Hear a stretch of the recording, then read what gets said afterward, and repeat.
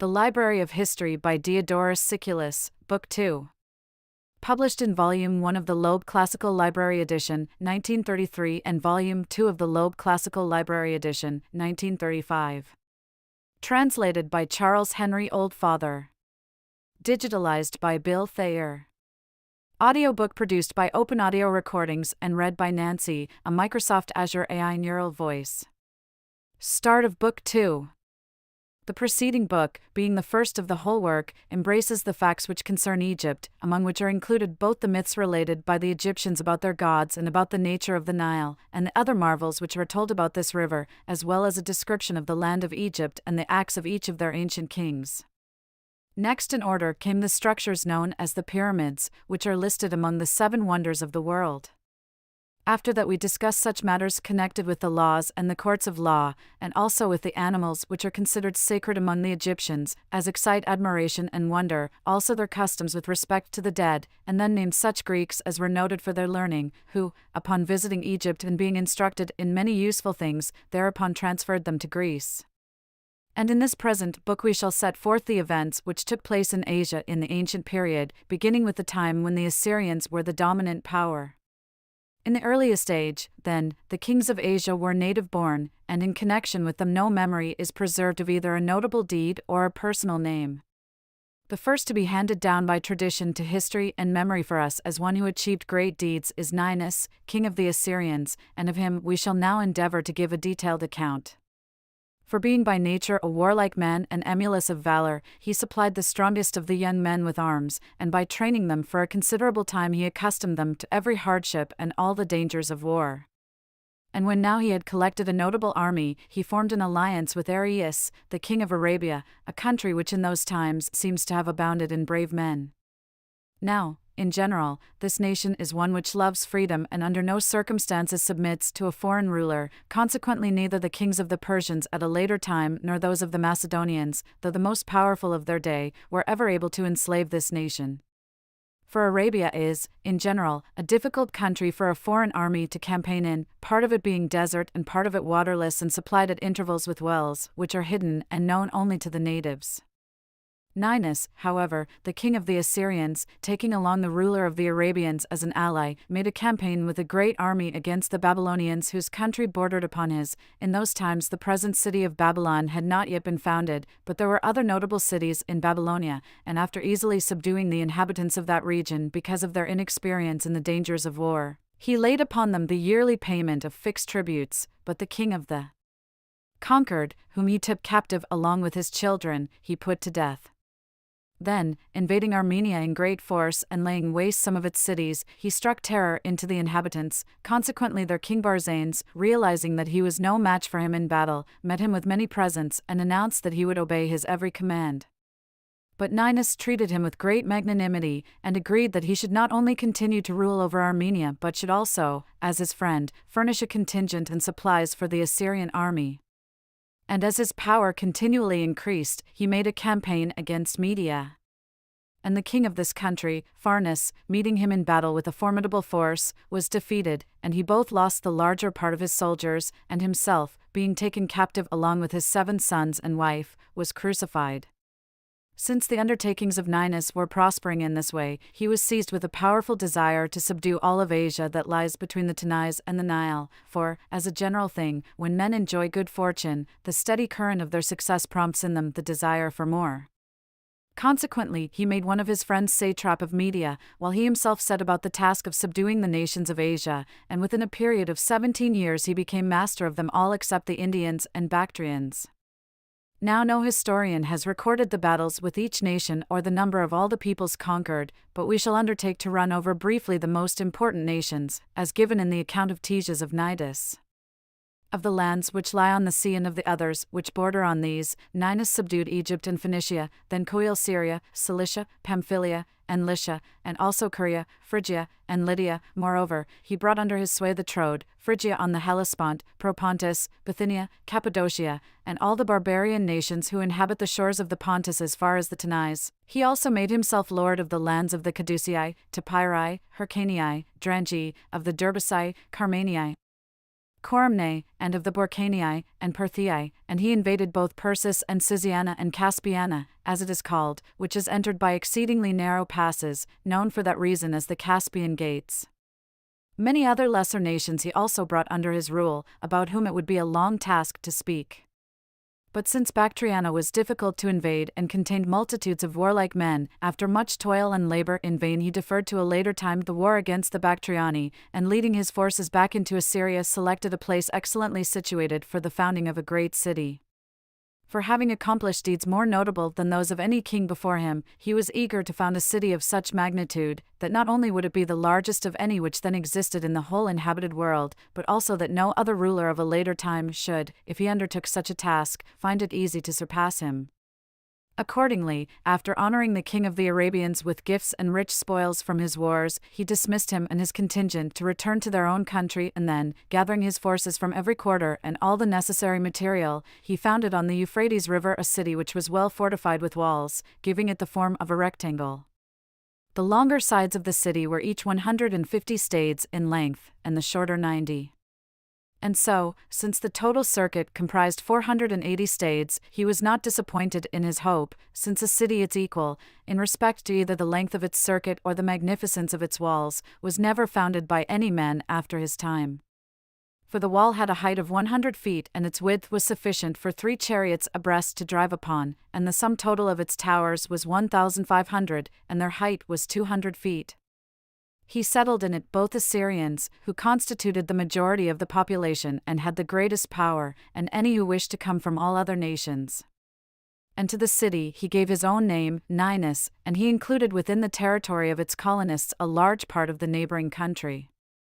Since after the founding of this city Ninus made a campaign against Bactriana, where he married Semiramis, the most renowned of all women of whom we have any record, it is necessary first of all to tell how she rose from a lowly fortune to such fame. Now there is in Syria a city known as Ascalon, and not far from it a large and deep lake, full of fish. On its shore is a precinct of a famous goddess whom the Syrians call Diodoro, and this goddess has the head of a woman but all the rest of her body is that of a fish, the reason being something like this. The story, as given by the most learned of the inhabitants of the region, is as follows: Aphrodite, being offended with this goddess, inspired in her a violent passion for a certain handsome youth among her votaries, and Diodoro gave herself to the Syrian and bore a daughter, but then, filled with shame of her sinful deed, she killed the youth and exposed the child in a rocky desert region, while as for herself, from shame and grief she threw herself into the lake and was changed as to the form of her body into a fish, and it is for this reason that the Syrians to this day abstain from this animal and honor their fish as gods. But about the region where the babe was exposed a great multitude of doves had their nests, and by them the child was nurtured in an astounding and miraculous manner, for some of the doves kept the body of the babe warm on all sides by covering it with their wings, while others, when they observed that the cowherds and other keepers were absent from the nearby steadings, brought milk therefrom in their beaks and fed the babe by putting it drop by drop between its lips. And when the child was a year old and in need of more solid nourishment, the doves, pecking off bits from the cheeses, supplied it with sufficient nourishment. Now when the keepers returned and saw that the cheeses had been nibbled about the edges, they were astonished at the strange happening. They accordingly kept a lookout, and on discovering the cause found the infant, which was of surpassing beauty. At once, then, bringing it to their steadings, they turned it over to the keeper of the royal herds, whose name was Simas, and Simas, being childless, gave every care to the rearing of the girl, as his own daughter, and called her Semiramis, a name slightly altered from the word which, in the language of the Syrians, means doves, birds, which since that time all the inhabitants of Syria have continued to honor as goddesses. Such, then, is in substance the story that is told about the birth of Semiramis. And when she had already come to the age of marriage and far surpassed all the other maidens in beauty, an officer was sent from the king's court to inspect the royal herds. His name was Onus, and he stood first among the members of the king's council and had been appointed governor over all Syria. He stopped with Simas, and on seeing Semiramis was captivated by her beauty. Consequently he earnestly entreated Simas to give him the maiden in lawful marriage and took her off to Ninus, where he married her and begot 2 sons, Hyapates and Hydaspes. And since the other qualities of Semiramis were in keeping with the beauty of her countenance, it turned out that her husband became completely enslaved by her, and since he would do nothing without her advice he prospered in everything. It was at just this time that the king, now that he had completed the founding of the city which bore his name, undertook his campaign against the Bactrians. And since he was well aware of the great number and the valor of these men, and realized that the country had many places which because of their strength could not be approached by an enemy, he enrolled a great host of soldiers from all the negotiations under his sway, for as he had come off badly in his earlier campaign, he was resolved on appearing before Bactriana with a force many times as large as theirs. Accordingly, after the army had been assembled from every source, it numbered, as Ctesias has stated in his history, 1,700,000 foot soldiers, 210,000 cavalry, and slightly less than 10,600 scythe-bearing chariots. Now at first hearing the great size of the army is incredible, but it will not seem at all impossible to any who consider the great extent of Asia and the vast numbers of the peoples who inhabit it. For if a man, disregarding the campaign of Darius against the Scythians with 800,000 men and the crossing made by Xerxes against Greece with a host beyond number, should consider the events which have taken place in Europe only yesterday or the day before, he would the more quickly come to regard the statement as credible. In Sicily, for instance, Dionysius led forth on his campaigns from the single city of the Syracusans 120,000 foot soldiers and 12,000 cavalry, and from a single harbor 400 warships, some of which were quadriremes and quinquiremes, and the Romans, a little before the time of Hannibal, foreseeing the magnitude of the war, enrolled all the men in Italy who were fit for military service, both citizens and allies, and the total sum of them fell only a little short of 1,000,000, and yet as regards the number of inhabitants a man would not compare all Italy with a single one of the nations of Asia. Let these facts, then, be a sufficient reply on our part to those who try to estimate the populations of the nations of Asia in ancient times on the strength of inferences drawn from the desolation which at the present time prevails in its cities. Now Ninus in his campaign against Bactriana with so large a force was compelled, because access to the country was difficult and passes were narrow, to advance his army in divisions. For the country of Bactriana, though there were many large cities for the people to dwell in, had one which was the most famous, this being the city containing the royal palace. It was called Bactra, and in size and in the strength of its acropolis was by far the first of them all. The king of the country, Oxyartes, had enrolled all the men of military age, and they had been gathered to the number of 400,000.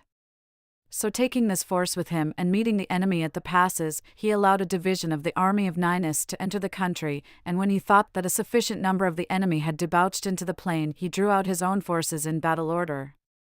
A fierce struggle then ensued, in which the Bactrians put the Assyrians to flight, and pursuing them as far as the mountains which overlooked the field, killed about 100,000 of the enemy. But later, when the whole Assyrian force entered their country, the Bactrians, overpowered by the multitude of them, withdrew city by city, each group intending to defend its own homeland. And so Ninus easily subdued all the other cities, but Bactra, because of its strength and the equipment for war which it contained, he was unable to take by storm. But when the siege was proving a long affair, the husband of Semiramis, who was enamored of his wife and was making the campaign with the king, sent for the woman. And she, endowed as she was with understanding, daring, and all the other qualities which contribute to distinction, seized the opportunity to display her native ability. First of all, then, since she was about to set out upon a journey of many days, she devised a garb which made it impossible to distinguish whether the wearer of it was a man or a woman. This dress was well adapted to her needs, as regards both her traveling in the heat, for protecting the color of her skin, and her convenience in doing whatever she might wish to do, since it was quite pliable and suitable to a young person, and, in a word, was so attractive that in later times the Medes, who were then dominant in Asia, always wore the garb of Semiramis, as did the Persians after them. Now when Semiramis arrived in Bactriana and observed the progress of the siege, she noted that it was on the plains and at positions which were easily assailed that attacks were being made, but that no one ever assaulted the Acropolis because of its strong position, and that its defender had left their posts there and were coming to aid of those who were hard-pressed on the walls below. Consequently, taking with her such soldiers as were accustomed to clambering up rocky heights, and making her way with them up through a certain difficult ravine, she seized a part of the Acropolis and gave a signal to those who were besieging the wall down in the plain. Thereupon the defenders of the city, struck with terror at the seizure of the height, left the walls and abandoned all hope of saving themselves. When the city had been taken in this way, the king, marveling at the ability of the woman, at first honored her with great gifts, and later, becoming infatuated with her because of her beauty, tried to persuade her husband to yield her to him of his own accord, offering in return for this favor to give him his own daughter Sosane to wife. But when the man took his offer with ill grace, Ninus threatened to put out his eyes unless he at once accede to his commands. And Onus, partly out of fear of the king's threats and partly out of his passion for his wife, fell into a kind of frenzied madness, put a rope about his neck, and hanged himself. Such, then, were the circumstances whereby Semiramis attained the position of queen. Ninus secured the treasures of Bactra, which contained a great amount of both gold and silver, and after settling the affairs of Bactriana disbanded his forces. After this, he begot by Semiramis a son Ninus, and then died, leaving his wife as queen. Semiramis buried Ninus in the precinct of the palace and erected over his tomb a very large mound, 9 states high and 10 wide, as Ctesias says. Consequently, since the city lay on a plain along the Euphrates, the mound was visible for a distance of many stades, like an acropolis, and this mound stands, they say, even to this day, though Ninus was razed to the ground by the Medes when they destroyed the empire of the Assyrians. Semiramis, whose nature made her eager for great exploits and ambitious to surpass the fame of her predecessor on the throne, set her mind upon founding a city in Babylonia, and after securing the architects of all the world and skilled artisans and making all the other necessary preparations, she gathered together from her entire kingdom 2,000,000 men to complete the work. Taking the Euphrates River into the center, she threw about the city a wall with great towers set at frequent intervals, the wall being 360 stades in circumference, as Ctesias of Cnidus says, but according to the account of Clitarchus and certain of those who at a later time crossed into Asia with Alexander, 365 stades, and these latter add that it was her desire to make the number of stades the same as the days in the year. Making baked bricks fast in bitumen, she built a wall with a height, as Ctesias says, of 50 fathoms, but, as some later writers have recorded, of 50 cubits, and wide enough for more than 2 chariots abreast to drive upon, and the towers numbered 250, their height and width corresponding to the massive scale of the wall. Now it need occasion no wonder that, considering the great length of the circuit wall, Semiramis constructed a small number of towers, for since over a long distance the city was surrounded by swamps, she decided not to build towers along that space, the swamps offering a sufficient natural defense. And all along between the dwellings and the walls a road was left 2 plethra wide. In order to expedite the building of these constructions, she apportioned a stade to each of her friends, furnishing sufficient material for their task and directing them to complete their work within a year. And when they had finished these assignments with great speed, she gratefully accepted their zeal, but she took for herself the construction of a bridge 5 stades long at the narrowest point of the river, skillfully sinking the piers, which stood 12 feet apart, into its bed. And the stones, which were set firmly together, she bonded with iron cramps, and the joints of the cramps she filled by pouring in lead. Again, before the piers on the side which would receive the current she constructed cutwaters whose sides were rounded to turn off the water and which gradually diminished to the width of the pier, in order that the sharp points of the cutwaters might divide the impetus of the stream, while the rounded sides, yielding to its force, might soften the violence of the river. This bridge, then, floored as it was with beams of cedar and cypress and with palm logs of exceptional size and having a width of 30 feet, is considered to have been inferior in technical skill to none of the works of Semiramis. And on each side of the river she built an expensive quay of about the same width as the walls and 160 stades long. Semiramis also built 2 palaces on the very banks of the river, one at each end of the bridge, her intention being that from them she might be able both to look down over the entire city and to hold the keys, as it were, to its most important sections. And since the Euphrates River passed through the center of Babylon and flowed in a southerly direction, one palace faced the rising and the other the setting sun, and both had been constructed on a lavish scale. For in the case of the one which faced west she made the length of its first or outer circuit wall 60 stades, fortifying it with lofty walls, which had been built at great cost and were of burned brick. And within this she built a second, circular in form, in the bricks of which, before they were baked, wild animals of every kind had been engraved, and by the ingenious use of colors these figures reproduced the actual appearance of the animals themselves. This circuit wall had a length of 40 stades, a width of 300 bricks, and a height, as Ctesias says, of 50 fathoms. The height of the towers, however, was 70 fathoms. And she built within these two yet a third circuit wall, which enclosed an acropolis whose circumference was 20 stades in length, but the height and width of the structure surpassed the dimensions of the middle circuit wall. On both the towers and the walls there were again animals of every kind, ingeniously executed by the use of colors as well as by the realistic imitation of the several types, and the whole had been made to represent a hunt, complete in every detail, of all sorts of wild animals, and their size was more than 4 cubits.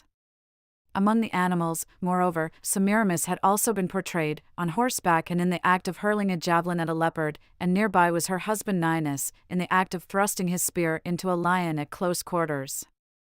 In this wall she also set triple gates, 2 of which were of bronze, and were opened by a mechanical device. Now this palace far surpassed in both size and details of execution the one on the other bank of the river.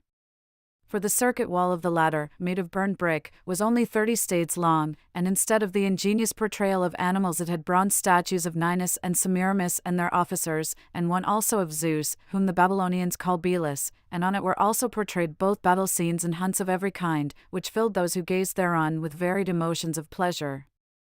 After this Semiramis picked out the lowest spot in Babylonia and built a square reservoir, which was 300 stades long on each side. It was constructed of baked brick and bitumen, and had a depth of 35 feet. Then, diverting the river into it, she built an underground passageway from one palace to the other, and making it of burned brick, she coated the vaulted chambers on both sides with hot bitumen until she had made the thickness of this coating 4 cubits. The side walls of the passageway were 20 bricks thick and 12 feet high, exclusive of the barrel vault, and the width of the passageway was 15 feet. And after this construction had been finished in only 7 days she let the river back again into its old channel, and so, since the stream flowed above the passageway, Semiramis was able to go across from one palace to the other without passing over the river. At each end of the passageway she also set bronze gates, which stood until the time of the Persian rule.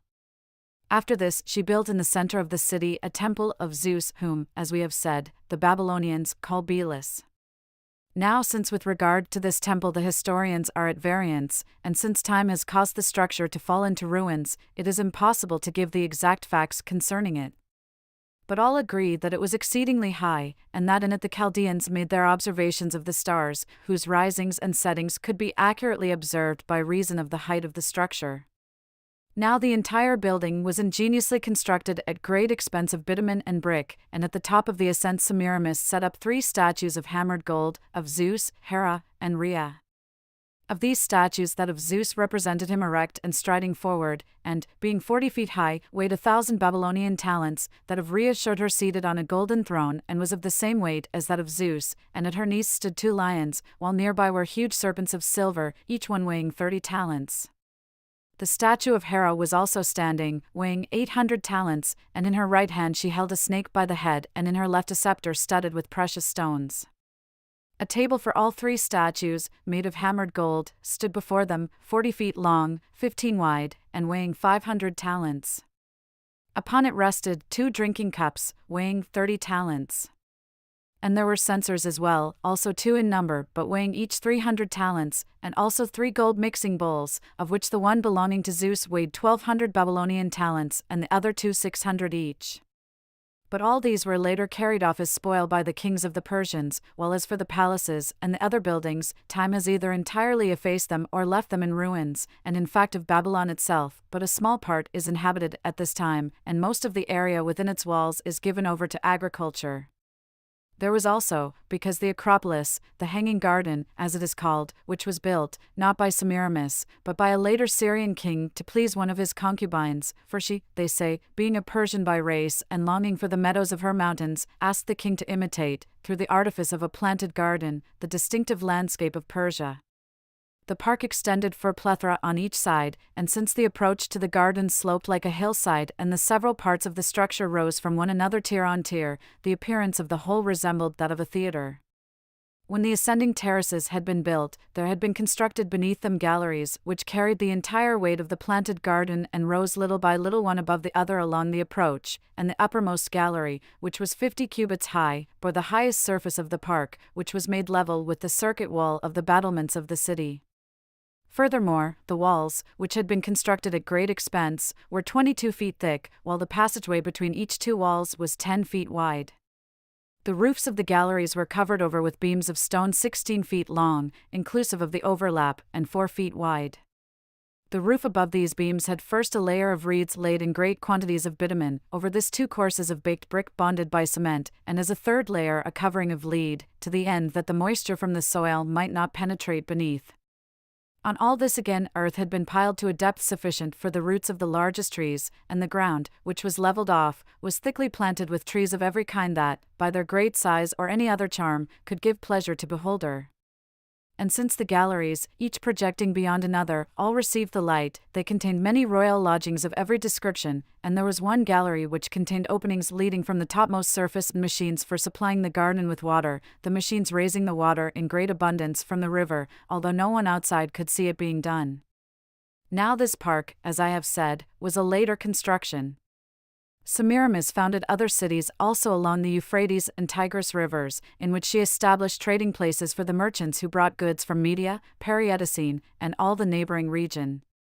For the Euphrates and Tigris, the most notable, one may say, of all the rivers of Asia after the Nile and Ganges, have their sources in the mountains of Armenia and are 2,500 stades apart at their origin, and after flowing through Media and Periodicene they enter Mesopotamia, which they enclose between them, thus giving this name to the country. After this, they pass through Babylonia and empty into the Red Sea. Moreover, since they are great streams and traverse a spacious territory, they offer many advantages to men who follow a merchant trade, and it is due to this fact that the regions along their banks are filled with prosperous trading places, which contribute greatly to the fame of Babylonia. Semiramis quarried out a stone from the mountains of Armenia, which was 130 feet long and 25 feet wide and thick, and this she hauled by means of many multitudes of yokes of mules and oxen to the river, and there loaded it on a raft, on which she brought it down the stream to Babylonia. She then set it up beside the most famous street, an astonishing sight to all who passed by. And this stone is called by some an obelisk from its shape, and they number it among the 7 wonders of the world. Although the sights to be seen in Babylonia are many and singular, not the least wonderful is the enormous amount of bitumen which the country produces. So great is the supply of this that it not only suffices for their buildings, which are numerous and large, but the common people also, gathering at the place, draw it out without any restriction, and drying it burn it in place of wood. And countless as is the multitude of men who draw it out, the amount remains undiminished, as if derived from some immense source. Moreover, near this source there is a vent hole, of no great size, but of remarkable potency. For it emits a heavy sulphureous vapor which brings death to all living creatures that approach it, and they meet with an end swift and strange, for after being subjected for a time to the retention of the breath they are killed, as though the expulsion of the breath were being prevented by the force which has attacked the processes of respiration, and immediately the body swells and blows up, particularly in the region about the lungs.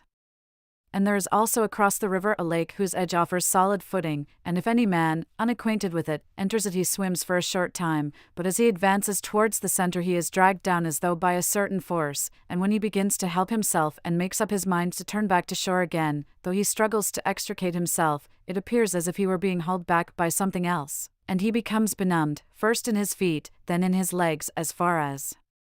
the groin, and finally, overcome by numbness in his whole body, he is carried to the bottom, and a little later is cast up dead. Now concerning the wonders of Babylonia let what has been said suffice. After Semiramis had made an end of her building operations she set forth in the direction of Media with a great force. And when she had arrived at the mountain known as Bagistanis, she encamped near it and laid out a park, which had a circumference of 12 stades, and, being situated in the plain, contained a great spring by means of which her plantings could be irrigated. The Bagistanis mountain is sacred to Zeus, and on the side facing the park has sheer cliffs, which rise to a height of 17 stades. The lowest part of these she smoothed off and engraved thereon a likeness of herself with 100 spearmen at her side. And she also put this inscription on the cliff in Syrian letters: Semiramis, with the pack saddles of the beasts of burden in her army, built up a mound from the plain and thereby climbed this precipice, even to this very ridge. Setting forth from that place and arriving at the city of Shoan in Media, she noticed on a certain high plateau a rock both of striking height and mass. Accordingly, she laid out there another park of great size, putting the rock in the middle of it, and on the rock she erected, to satisfy her taste for luxury, some very costly buildings from which she used to look down both upon her plantings in the park and on the whole army encamped on the plain. In this place she passed a long time and enjoyed to the full every device that contributed to luxury. She was unwilling, however, to contract a lawful marriage, being afraid that she might be deprived of her supreme position, but choosing out the most handsome of the soldiers she consorted with them and then made away with all who had lain with her. After this she advanced in the direction of Ecbatana and arrived at the mountain called Zarchias, and since this extended many stades and was full of cliffs and chasms it rendered the journey round a long one. And so she became ambitious both to leave an immortal monument of herself and at the same time to shorten her way. Consequently she cut through the cliffs, filled up the low places, and thus at great expense built a short road, which to this day is called the Road of Semiramis. Upon arriving at Ecbatana, a city which lies in the plain, she built in it an expensive palace and in every other way gave rather exceptional attention to the region.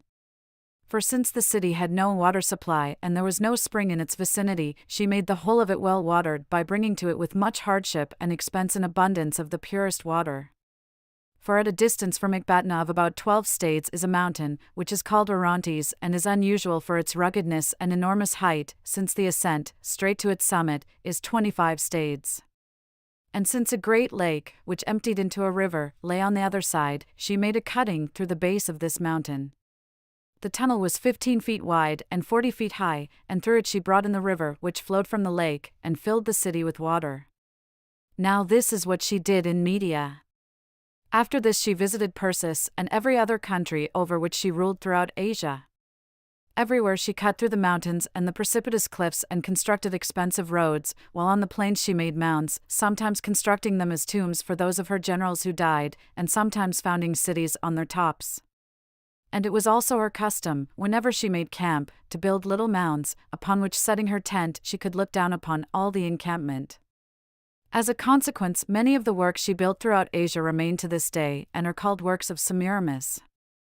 After this she visited all Egypt, and after subduing most of Libya she went also to the oracle of Ammon to inquire of the god regarding her own end.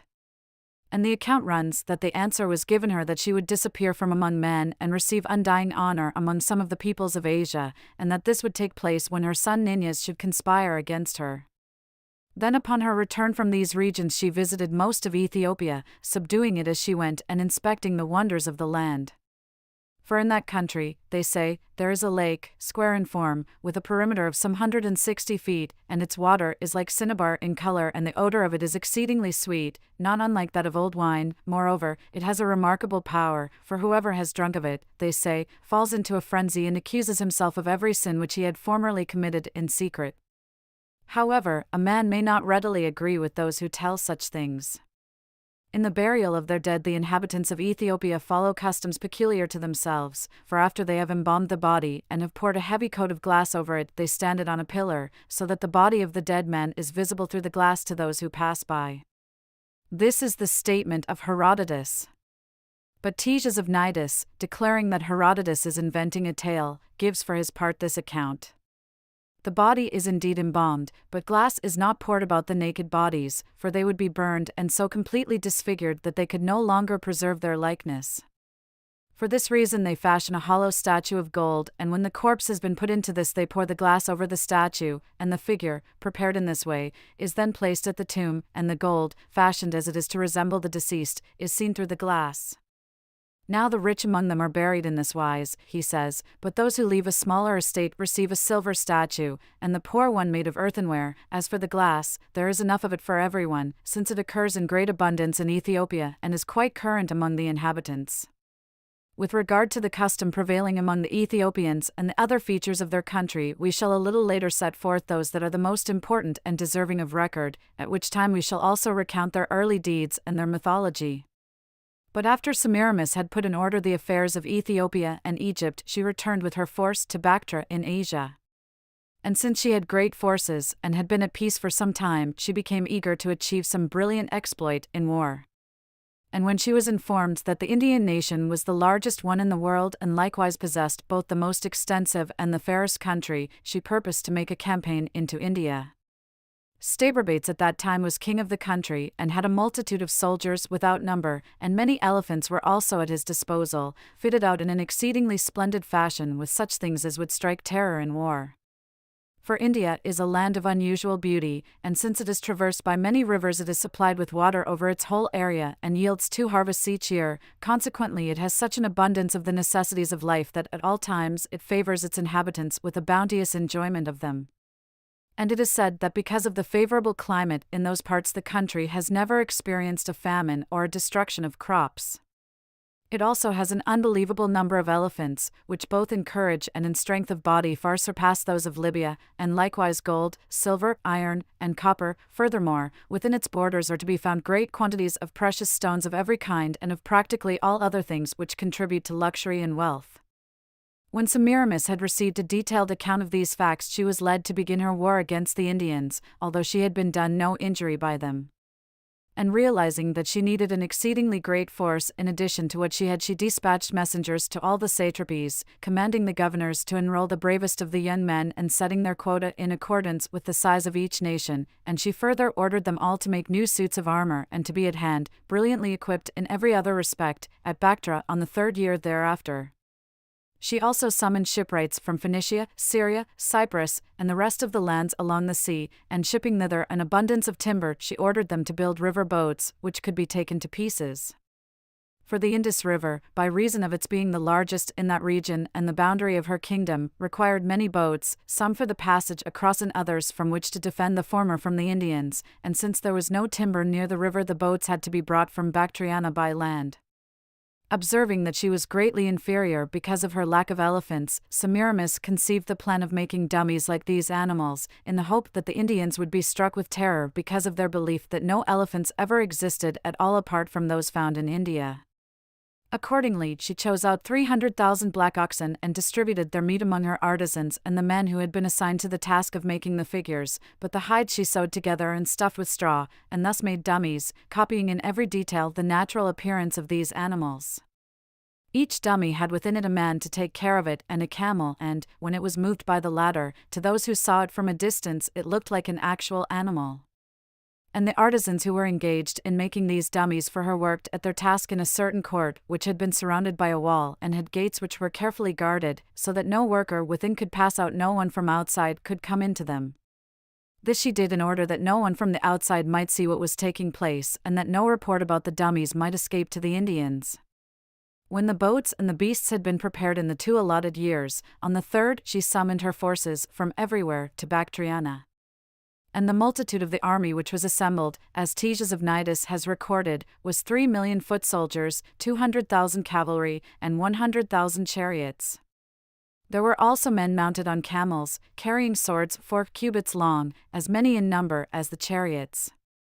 And river boats, which could be taken apart, she built to the number of 2,000, and she had collected camels to carry the vessels overland. Camels also bore the dummies of the elephants, as has been mentioned, and the soldiers, by bringing their horses up to these camels, accustomed them not to fear the savage nature of the beasts.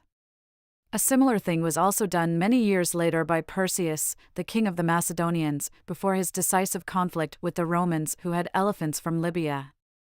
But neither in his case did it turn out that the zeal and ingenuity displayed in such matters had any effect on the conflict, nor in that of Semiramis, as will be shown more precisely in our further account. When Stabrbates, the king of the Indians, heard of the immensity of the forces mentioned and of the exceedingly great preparations which had been made for the war, he was anxious to surpass Semiramis in every respect. First of all, then, he made 4,000 river boats out of reeds, for along its rivers and marshy places India produces a great abundance of reeds, so large in diameter that a man cannot easily put his arms about them, and it is said, furthermore, that ships built of these are exceedingly serviceable, since this wood does not rot. Moreover, he gave great care to the preparation of his arms, and by visiting all India gathered a far greater force than that which had been collected by Semiramis. Furthermore, holding a hunt of the wild elephants and multiplying many times the number already at his disposal, he fitted them all out splendidly with such things as would strike terror in war, and the consequence was that when they advanced to the attack, the multitude of them as well as the towers upon their backs made them appear like a thing beyond the power of human nature to understand. When he had made all his preparations for the war, he dispatched messengers to Semiramis, who was already on the road, accusing her of being the aggressor in the war, although she had been injured in no respect. Then, in the course of his letter, after saying many slanderous things against her as being a strumpet and calling upon the gods as witnesses, he threatened her with crucifixion when he had defeated her. Semiramis, however, on reading his letter dismissed his statements with laughter and remarked, "It will be in deeds that the Indian will make trial of my valor." And when her advance brought her with her force to the Indus River, she found the boats of the enemy ready for battle. Consequently, she on her side, hastily putting together her boats and manning them with her best marines, joined battle on the river, while the foot soldiers which were drawn up along the banks also participated eagerly in the contest. The struggle raged for a long time and both sides fought spiritedly, but finally Semiramis was victorious and destroyed about 1,000 of the boats, taking also not a few men prisoners. Elated now by her victory, she reduced to slavery the islands in the river and the cities on them and gathered in more than 100,000 captives. After these events, the king of the Indians withdrew his force from the river, giving the appearance of retreating in fear but actually with the intention of enticing the enemy to cross the river. Thereupon Semiramis, now that her undertakings were prosperous as she wished, spanned the river with a costly and large bridge, by means of which she got all her forces across, and then she left 60,000 men to guard the pontoon bridge, while with the rest of her army she advanced in pursuit of the Indians, the dummy elephants leading the way in order that the king's spies might report to the king the multitude of these animals in her army. Nor was she deceived in this hope. On the contrary, when those who had been dispatched to spy her out reported to the Indians the multitude of elephants among the enemy, they were all at a loss to discover from where such a multitude of beasts as accompanied her could have come. However, the deception did not remain a secret for long, for some of Semiramis' troops were caught neglecting their night watches in the camp, and these, in fear of the consequent punishment, deserted to the enemy and pointed out to them their mistake regarding the nature of the elephants. Encouraged by this information, the king of the Indians, after informing his army about the dummies, set his forces in array and turned about to face the Assyrians.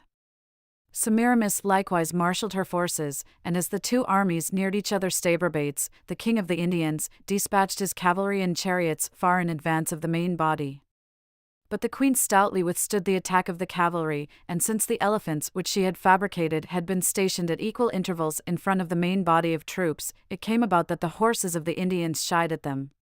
For whereas at a distance the dummies looked like the actual animals with which the horses of the Indians were acquainted and therefore charged upon them boldly enough, yet on nearer contact the odor which reached the horses was unfamiliar, and then the other differences, which taken altogether were very great, threw them into utter confusion. Consequently, some of the Indians were thrown to the ground, while others, whence their horses would not obey the rein, were carried with their mounts pell-mell into the midst of the enemy. Then Semiramis, who was in the battle with a select band of soldiers, made skillful use of her advantage and put the Indians to flight. But although these fled towards the battle line, King Staberbates, undismayed, advanced the ranks of his foot soldiers, keeping the elephants in front, while he himself, taking his position on the right wing and fighting from the most powerful of the beasts, charged in terrifying fashion upon the queen, whom chance had placed opposite him. And since the rest of the elephants followed his example, the army of Semiramis withstood but a short time the attack of the beasts, for the animals, by virtue of their extraordinary courage and the confidence which they felt in their power, easily destroyed everyone who tried to withstand them. Consequently there was a great slaughter, which was effected in various ways, some being trampled beneath their feet, others ripped up by their tusks, and a number tossed into the air by their trunks. And since a great multitude of corpses lay piled one upon the other, and the danger aroused terrible consternation and fear in those who witnessed the sight, not a man had the courage to hold his position any longer. Now when the entire multitude turned in flight, the king of the Indians pressed his attack upon Semiramis herself. And first he let fly an arrow and struck her on the arm, and then with his javelin he pierced the back of the queen, but only with a glancing blow, and since for this reason Semiramis was not seriously injured, she rode swiftly away, the pursuing beast being much inferior in speed. But since all were fleeing to the pontoon bridge, and so great a multitude was forcing its way into a single narrow space, some of the queen's soldiers perished by being trampled upon by one another, and by cavalry and foot soldiers being thrown together in unnatural confusion, and when the Indians pressed hard upon them a violent crowding took place on the bridge because their terror, so that many were pushed to either side of the bridge and fell into the river. As for Semiramis, when the largest part of the survivors of the battle had found safety by putting the river behind them, she cut the fastenings which held the bridge together, and when these were loosened, the pontoon bridge, having been broken apart at many points and bearing great numbers of pursuing Indians, was carried down in haphazard fashion by the violence of the current and caused the death of many of the Indians. But for Semiramis it was the means of complete safety, the enemy now being prevented from crossing over against her. After these events, the king of the Indians remained inactive, since heavenly omens appeared to him, which his seers interpreted to mean that he must not cross the river, and Semiramis, after exchanging prisoners, made her way back to Bactra with the loss of 2/3 of her force. Some time later her son Ninus conspired against her through the agency of a certain eunuch, and remembering the prophecy given her by Ammon, she did not punish the conspirator, but, on the contrary, after turning the kingdom over to him and commanding the governors to obey him, she at once disappeared, as if she were going to be translated to the gods as the oracle had predicted. Some, making a myth of it, say that she turned into a dove and flew off in the company of many birds which alighted on her dwelling, and this, they say, is the reason why the Assyrians worshipped the dove as a god, thus deifying Semiramis. Be that as it may, this woman, after having been queen over all Asia with the exception of India, passed away in the manner mentioned above, having lived 62 years and having reigned 42. Such, then, is the account that Ctesias of Cnidus has given about Semiramis, but Athenaeus and certain other historians say that she was a comely courtesan and because of her beauty was loved by the king of the Assyrians.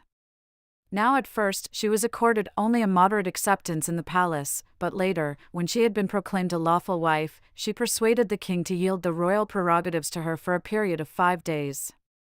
And Semiramis, upon receiving the scepter and the regal garb, on the first day held high festival and gave a magnificent banquet, at which she persuaded the commanders of the military forces and all the greatest dignitaries to cooperate with her, and on the second day, while the people and the most notable citizens were paying her their respects as queen, she arrested her husband and put him in prison, and since she was by nature a woman of great designs and bold as well, she seized the throne.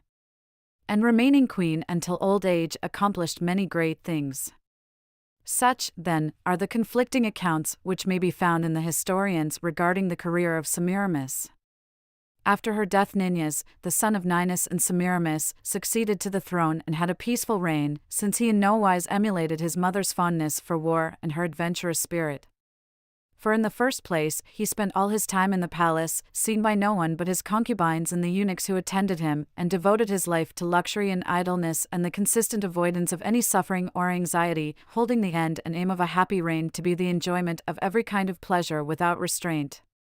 Moreover, having in view the safety of his crown and the fear he felt with reference to his subjects, he used to summon each year a fixed number of soldiers and a general from each nation, and to keep the army, which had been gathered in this way from all his subject peoples, outside his capital, appointing as commander of each nation one of the most trustworthy men in his service. And at the end of the year he would summon from his peoples a second equal number of soldiers and dismiss the former to their countries. The result of this device was that all those subject to his rule were filled with awe, seeing at all times a great host encamped in the open and punishment ready to fall on any who rebelled or would not yield obedience. This annual change of the soldiers was devised by him in order that, before the generals and all the other commanders of the army should become well acquainted with each other, every man of them would have been separated from the rest and have gone back to his own country, for long service in the field both gives the commanders experience in the arts of war and fills them with arrogance, and, above all, it offers great opportunities for rebellion and for plotting against their rulers. And the fact that he was seen by no one outside the palace made everyone ignorant of the luxury of his manner of life, and through their fear of him, as of an unseen god, each man dared not show disrespect of him even in word. So by appointing generals, satraps, financial officers, and judges for each nation and arranging all other matters as he felt at any time to be to his advantage, he remained for his lifetime in the city of Ninus. The rest of the kings also followed his example, son succeeding father upon the throne, and reigned for 30 generations down to Sardanapalus, for it was under this ruler that the empire of the Assyrians fell to the Medes, after it had lasted more than 1,300 years, as Ctesias of Cnidus says in his second book. There is no special need of giving all the names of the kings and the number of years which each of them reigned, because nothing was done by them which merits mentioning. For the only event which has been recorded is the dispatch by the Assyrians to the Trojans of an allied force, which was under the command of Memnon the son of Tithonus. For when Tutamus, they say, was ruler of Asia, being the 20th in succession from Ninus the son of Semiramis, the Greeks made an expedition against Troy with Agamemnon, at a time when the Assyrians had controlled Asia for more than 1,000 years.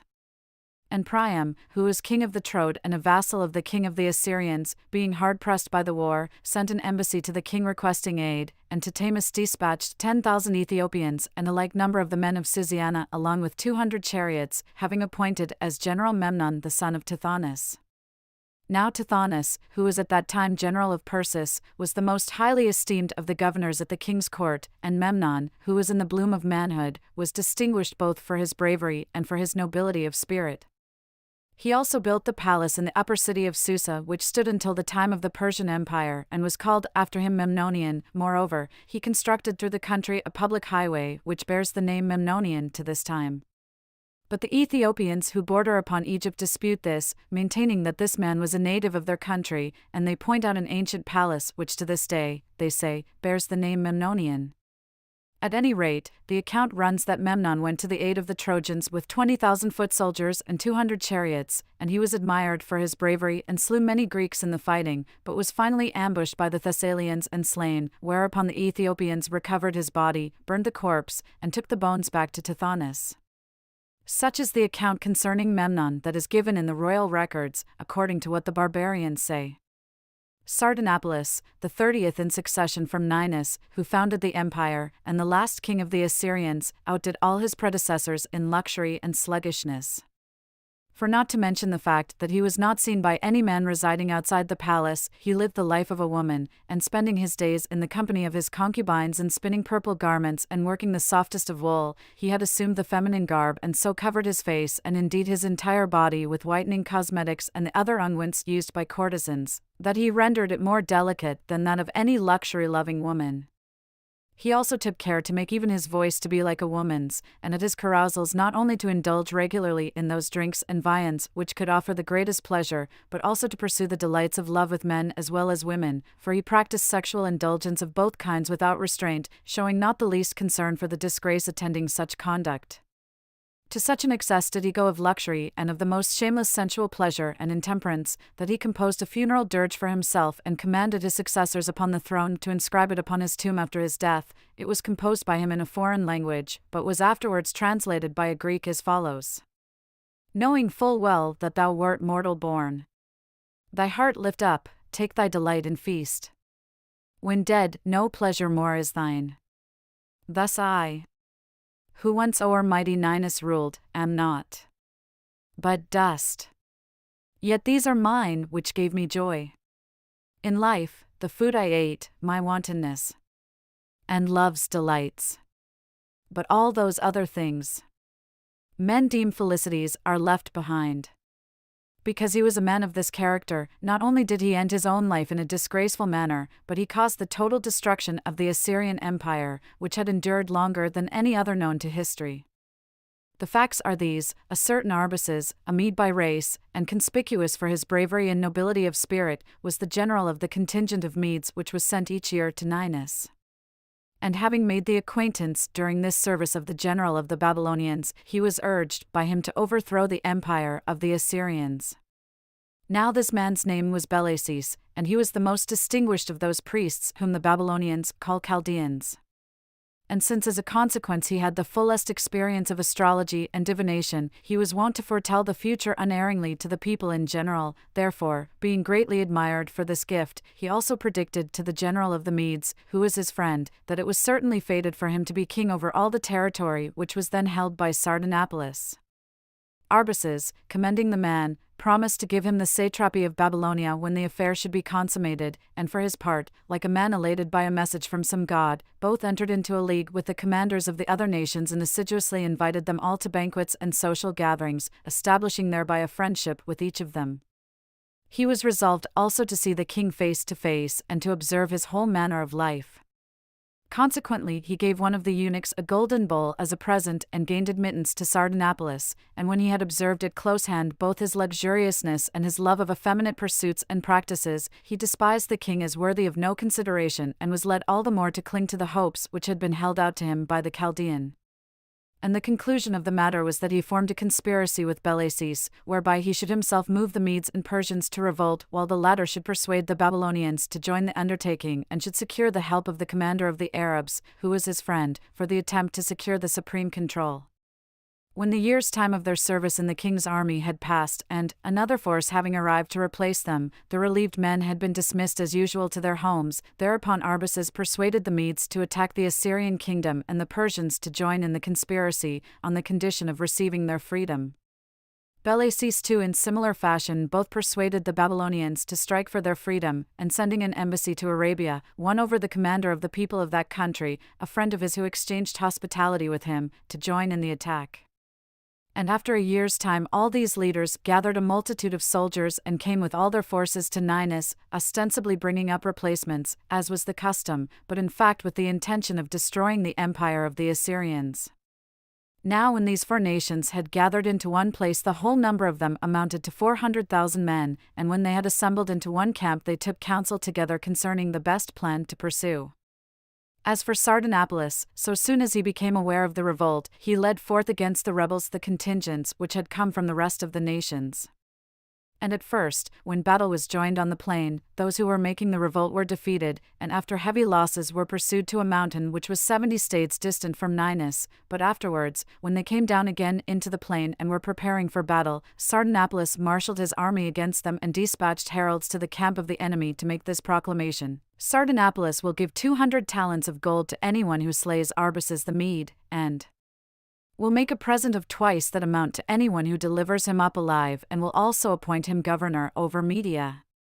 Likewise, he promised to reward any who would either slay Belasis the Babylonian or take him alive. But since no man paid any attention to the proclamation, he joined battle, slew many of the rebels, and pursued the remainder of the multitude into their encampment in the mountains. Arbaces, having lost heart because of these defeats, now convened a meeting of his friends and called upon them to consider what should be done. Now the majority said that they should retire to their respective countries, seize strong positions, and so far as possible prepare there whatever else would be useful for the war, but Belasis the Babylonian, by maintaining that the gods were promising them by signs that with labors and hardship they would bring their enterprise to a successful end, and encouraging them in every other way as much as he could, persuaded them all to remain to face further perils. So there was a third battle, and again the king was victorious, captured the camp of the rebels, and pursued the defeated foe as far as the boundaries of Babylonia, and it also happened that Arbaces himself, who had fought most brilliantly and had slain many Assyrians, was wounded. And now that the rebels had suffered defeats so decisive following one upon the other, their commanders, abandoning all hope of victory, were preparing to disperse each to his own country. But Belasis, who had passed a sleepless night in the open and had devoted himself to the observation of the stars, said to those who had lost hope in their cause, "If you will wait 5 days, help will come of its own accord, and there will be a mighty change to the opposite in the whole situation, for from my long study of the stars I see the gods foretelling this to us." And he appealed to them to wait that many days and test his own skill and the goodwill of the gods.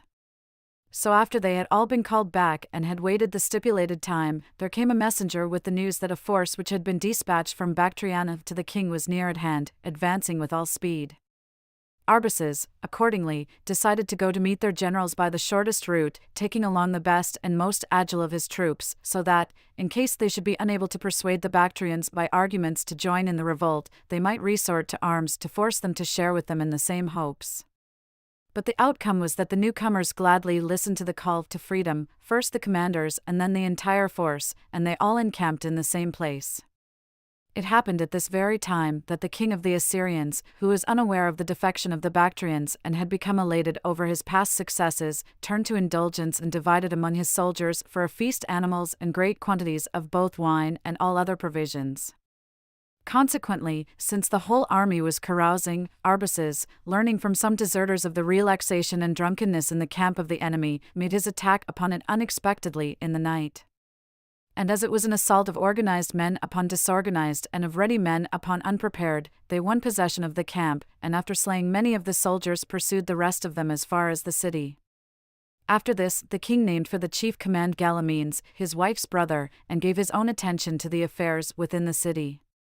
But the rebels, drawing up their forces in the plain before the city, overcame the Assyrians in 2 battles, and they not only slew Galileans, but of the opposing forces they cut down some in their flight, while others, who had been shut out from entering the city and forced to leap into the Euphrates River, they destroyed almost to a man. So great was the multitude of the slain that the water of the stream, mingled with the blood, was changed in color over a considerable distance. Furthermore, now that the king was shut up in the city and besieged there, many of the nations revolted, going over in each case to the side of liberty. Sardanapalus, realizing that his entire kingdom was in the greatest danger, sent his 3 sons and 2 daughters together with much of his treasure to Paphlagonia to the governor Cotta, who was the most loyal of his subjects, while he himself, dispatching letter carriers to all his subjects, summoned forces and made preparations for the siege. Now there was a prophecy which had come down to him from his ancestors: no enemy will ever take Ninus by storm unless the river shall first become the city's enemy. Assuming, therefore, that this would never be, he held out in hope, his thought being to endure the siege and await the troops which would be sent from his subjects. The rebels, elated at their successes, pressed the siege, but because of the strength of the walls they were unable to do any harm to the men in the city, for neither engines for throwing stones, nor shelters for sappers, nor battering rams devised to overthrow walls had as yet been invented at that time. Moreover, the inhabitants of the city had a great abundance of all provisions, since the king had taken thought on that score.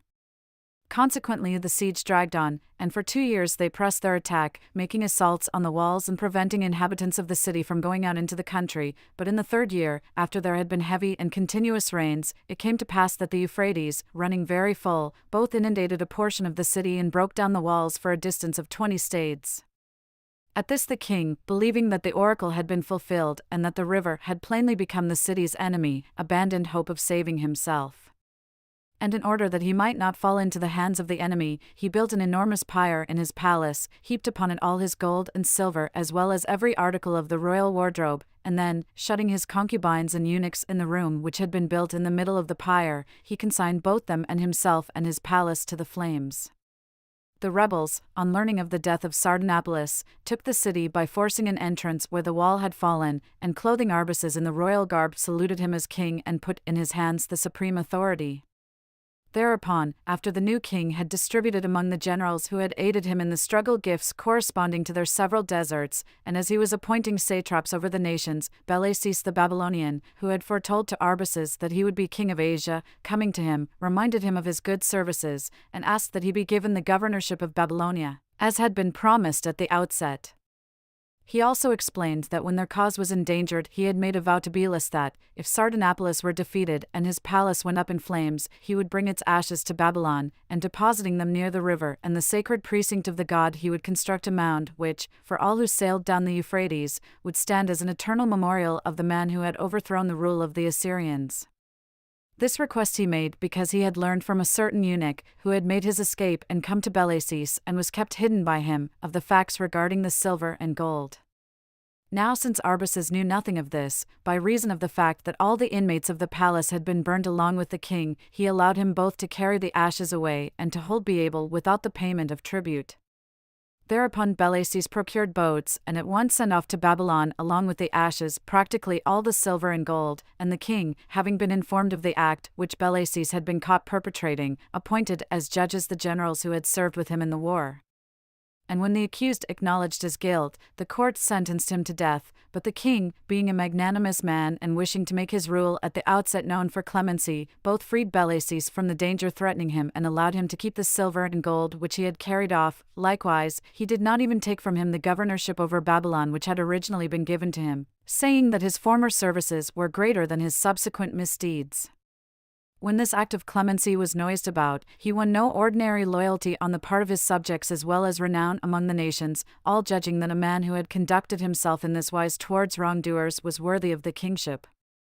Arbaces, however, showing clemency towards the inhabitants of the city, settled them in villages, and returned to each man his personal possessions, but the city he leveled to the ground. Then the silver and gold, amounting to many talents, which had been left in the pyre, he collected and took off to Ecbatana in Media. So the empire of the Assyrians, which had endured from the time of Ninus through 30 generations, for more than 1,300 years, was destroyed by the Medes in the manner described above. But to us it seems not inappropriate to speak briefly of the Chaldeans of Babylon and of their antiquity, that we may omit nothing which is worthy of record. Now the Chaldeans, belonging as they do to the most ancient inhabitants of Babylonia, have about the same position among the divisions of the state as that occupied by the priests of Egypt, for being assigned to the service of the gods, they spend their entire life in study, their greatest renown being in the field of astrology. But they occupy themselves largely with soothsaying as well, making predictions about future events, and in some cases by purifications, in others by sacrifices, and in others by some other charms they attempt to effect the averting of evil things and the fulfillment of the good. They are also skilled in soothsaying by the flight of birds, and they give out interpretations of both dreams and portents. They also show marked ability in making divinations from the observation of the entrails of animals, deeming that in this branch they are eminently successful. The training which they receive in all these matters is not the same as that of the Greeks who follow such practices. For among the Chaldeans the scientific study of these subjects is passed down in the family, and son takes it over from father, being relieved of all other services in the state. Since, therefore, they have their parents for teachers, they not only are taught everything ungrudgingly but also at the same time they give heed to the precepts of their teachers with a most unwavering trust. Furthermore, since they are bred in these teachings from childhood up, they attain a great skill in them, both because of the ease with which youth is taught and because of the great amount of time which is devoted to this study. Among the Greeks, on the contrary, the student who takes up a large number of subjects without preparation turns to the higher studies only quite late, and then, after laboring upon them to some extent, gives them up, being distracted by the necessity of earning a livelihood, and but a few here and there really strip for the higher studies and continue in the pursuit of them as profit-making business, and these are always trying to make innovations in connection with the most important doctrines instead of following in the path of their predecessors. The result of this is that the barbarians, by sticking to the same things always, keep a firm hold on every detail, while the Greeks, on the other hand, aiming at the profit to be made out of the business, keep founding new schools and, wrangling with each other over the most important matters of speculation, bring it about that their pupils hold conflicting views, and that their minds, vacillating throughout their lives, and unable to believe it all with firm conviction, simply wander in confusion. It is at any rate true that, if a man were to examine carefully the most famous schools of the philosophers, he would find them differing from one another to the uttermost degree and maintaining opposite opinions regarding the most fundamental tenets. Now, as the Chaldeans say, the world is by its nature eternal, and neither had a first beginning nor will at a later time suffer destruction. Furthermore, both the disposition and the orderly arrangement of the universe have come about by virtue of a divine providence, and today whatever takes place in the heavens is in every instance brought to pass, not at haphazard nor by virtue of any spontaneous action, but by some fixed and firmly determined divine decision. And since they have observed the stars over a long period of time and have noted both the movements and the influences of each of them with greater precision than any other men, they foretell to mankind many things that will take place in the future. But above all in importance, they say, is the study of the influence of the 5 stars known as planets, which they call interpreters when speaking of them as a group, but if referring to them singly, the one named Cronus by the Greeks, which is the most conspicuous and presages more events and such as are of greater importance than the others, they call the star of Helios, whereas the other 4 they designate as the stars of Aries, Aphrodite, Hermes, and Zeus, as do our astrologers. The reason why they call them interpreters is that whereas all the other stars are fixed and follow a singular circuit in a regular course, these alone, by virtue of following each its own course, point out future events, thus interpreting to mankind the design of the gods. For sometimes by their risings, sometimes by their settings, and again by their color, the Chaldeans say, they give signs of coming events to such as are willing to observe them closely, for at one time they show forth mighty storms of winds, at another excessive rains or heat, at times the appearance of comets, also eclipses of both sun and moon, and earthquakes, and in a word all the conditions which owe their origin to the atmosphere and work both benefits and harm, not only to whole peoples or regions, but also to kings and to persons of private station. Under the course in which these planets move are situated, according to them, 30 stars, which they designate as counseling gods. Of these 1/2 oversee the regions above the earth and the other half those beneath the earth, having under their purview the affairs of mankind and likewise those of the heavens, and every 10 days one of the stars above is sent as a messenger, so to speak, to the stars below, and again in like manner one of the stars below the earth to those above, and This movement of theirs is fixed and determined by means of an orbit which is unchanging forever. 12 of these gods, they say, hold chief authority, and to each of these the Chaldeans assign a month and one of the signs of the zodiac, as they are called. And through the midst of these signs, they say, both the sun and moon and the 5 planets make their course, the sun completing his cycle in a year and the moon traversing her circuit in a month.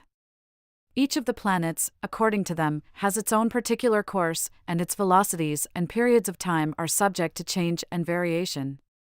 These stars it is which exert the greatest influence for both good and evil upon the nativity of men, and it is chiefly from the nature of these planets and the study of them that they know what is in store for mankind.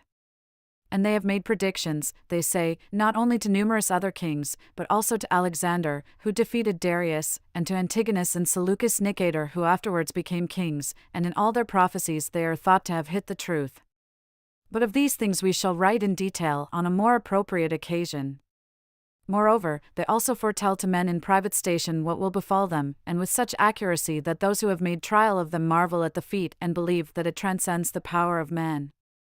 Beyond the circle of the zodiac they designate 24 other stars, of which 1/2, they say, are situated in the northern parts and 1/2 in the southern, and of these those which are visible they assign to the world of the living, allow those which are invisible they regard as being adjacent to the dead, and so they call them judges of the universe.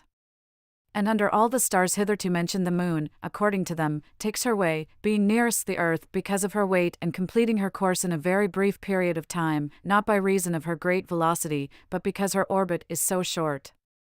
They also agree with the Greeks in saying that her light is reflected and that her eclipses are due to the shadow of the earth. Regarding the eclipse of the sun, however, they offer the weakest kind of explanation, and do not presume to predict it or to define the times of its occurrence with any precision. Again, in connection with the earth they make assertions entirely peculiar to themselves, saying that it is shaped like a boat and hollow, and they offer many plausible arguments about both the earth and all other bodies in the firmament, a full discussion of which we feel would be alien to our history. This point, however, a man may fittingly maintain, that the Chaldeans have of all men the greatest grasp of astrology, and that they bestowed the greatest diligence upon the study of it. But as to the number of years which, according to their statements, the order of the Chaldeans has spent on the study of the bodies of the universe, a man can scarcely believe them, for they reckon that, down to Alexander's crossing over into Asia, it has been 473,000 years since they began in early times to make their observations of the stars. So far as the Chaldeans are concerned, we shall be satisfied with what has been said, that we may not wander too far from the matter proper to our history, and now that we have given an account of the destruction of the kingdom of the Assyrians by the Medes, we shall return to the point at which we digressed. Since the earliest writers of history are at variance concerning the mighty empire of the Medes, we feel that it is incumbent upon those who would write the history of events with a love for truth to set forth side by side the different accounts of the historians. Now Herodotus, who lived in the time of Xerxes, gives this account: after the Assyrians had ruled Asia for 500 years they were conquered by the Medes, and thereafter no king arose for many generations to lay claim to supreme power, but the city-states, enjoying a regimen of their own, were administered in a democratic fashion. Finally, however, after many years a man distinguished for his justice, named Cyaxares, was chosen king among the Medes. He was the first to try to attach to himself the neighboring peoples, and became for the Medes the founder of their universal empire, and after him his descendants extended the kingdom by continually adding a great deal of the adjoining country, until the reign of Astyages was conquered by Cyrus and the Persians. We have for the present given only the most important of these events in summary, and shall later give a detailed account of them one by one when we come to the periods in which they fall, for it was in the 2nd year of the 17th Olympiad, according to Herodotus, that Cyaxares was chosen king by the Medes. Tejas of Cnidus, on the other hand, lived during the time when Cyrus made his expedition against Artaxerxes his brother, and having been made prisoner and then retained by Artaxerxes because of his medical knowledge, he enjoyed a position of honor with him for 17 years.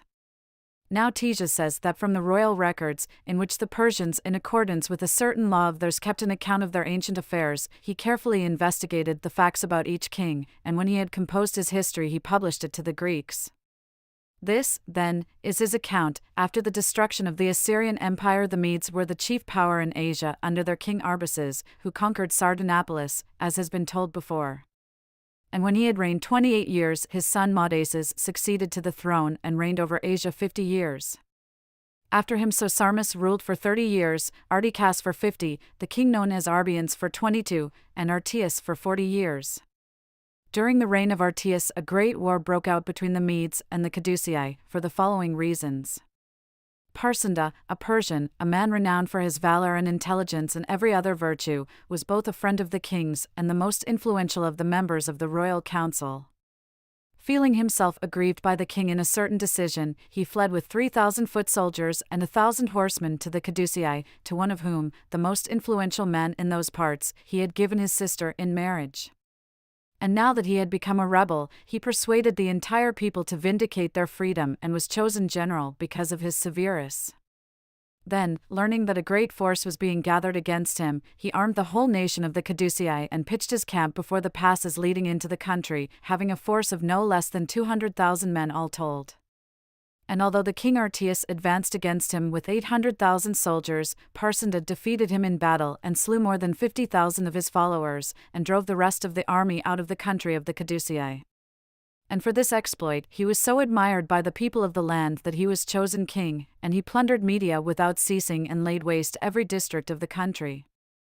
And after he had attained great fame and was about to die of old age, he called to his side his successor to the throne and required of him an oath that the Caducei should never put an end to their enmity towards the Medes, adding that, if peace were ever made with them, it meant the destruction of his line and of the whole race of the Caducei.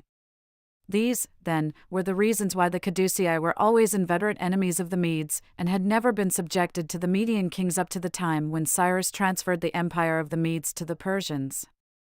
After the death of Artias, Tiges continues, Artines ruled over the Medes for 22 years, and Astabaras for 40. During the reign of the latter, the Parthians revolted from the Medes and entrusted both their country and their city to the hands of the Sakai. This led to a war between the Sakai and the Medes, which lasted many years, and after no small number of battles and the loss of many lives on both sides, they finally agreed to peace on the following terms, that the Parthians should be subject to the Medes, but that both peoples should retain their former possessions and be friends and allies forever.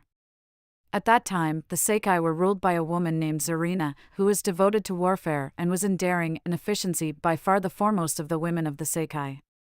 Now this people, in general, have courageous women who share with their husbands the dangers of war, but she, it is said, was the most conspicuous of them all for her beauty and remarkable as well in respect to both her designs and whatever she undertook.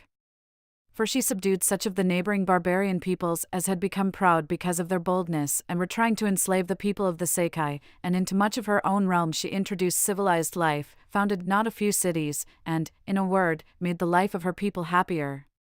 Consequently her countrymen after her death, in gratitude for her benefactions and in remembrance of her virtues, built her a tomb which was far the largest of any in their land, for they erected a triangular pyramid, making the length of each side 3 stades and the height 1 stade, and bringing it to a point at the top. And on the tomb they also placed a colossal gilded statue of her and accorded her the honors belonging to heroes, and all the other honors they bestowed upon her were more magnificent than those which had fallen to the lot of her ancestors. When, Tiges continues, Astabaras, the king of the Medes, died of old age in Ecbatana, his son Aspandas, whom the Greeks call Astyages, succeeded to the throne. And when he had been defeated by Cyrus the Persian, the kingdom passed to the Persians. Of them we shall give a detailed and exact account at the proper time.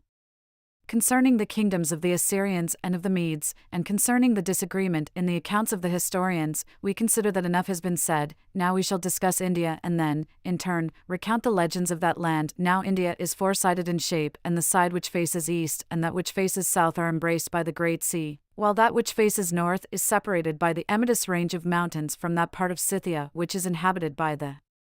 Scythians known as the Sakai, and the fourth side, which is turned towards the west, is marked off by the river known as the Indus, which is the largest of all streams after the Nile. As for its magnitude, India as a whole, they say, extends from east to west 28,000 stades, and from north to south 32,000. And because it is of such magnitude, it is believed to take in a great extent of the sun's course in summer than any other part of the world, and in many places at the Cape of India the gnomons of sundials may be seen which do not cast a shadow, while at night the bears are not visible. In the most southerly parts not even Arcturus can be seen, and indeed, in that region, they say, the shadows fall towards the south. Now India has many lofty mountains that abound in fruit trees of every variety, and many large and fertile plains, which are remarkable for their beauty and are supplied with water by a multitude of rivers. The larger part of the country is well watered and for this reason yields 2 crops each year, and it abounds in all kinds of animals, remarkable for their great size and strength, land animals as well as birds.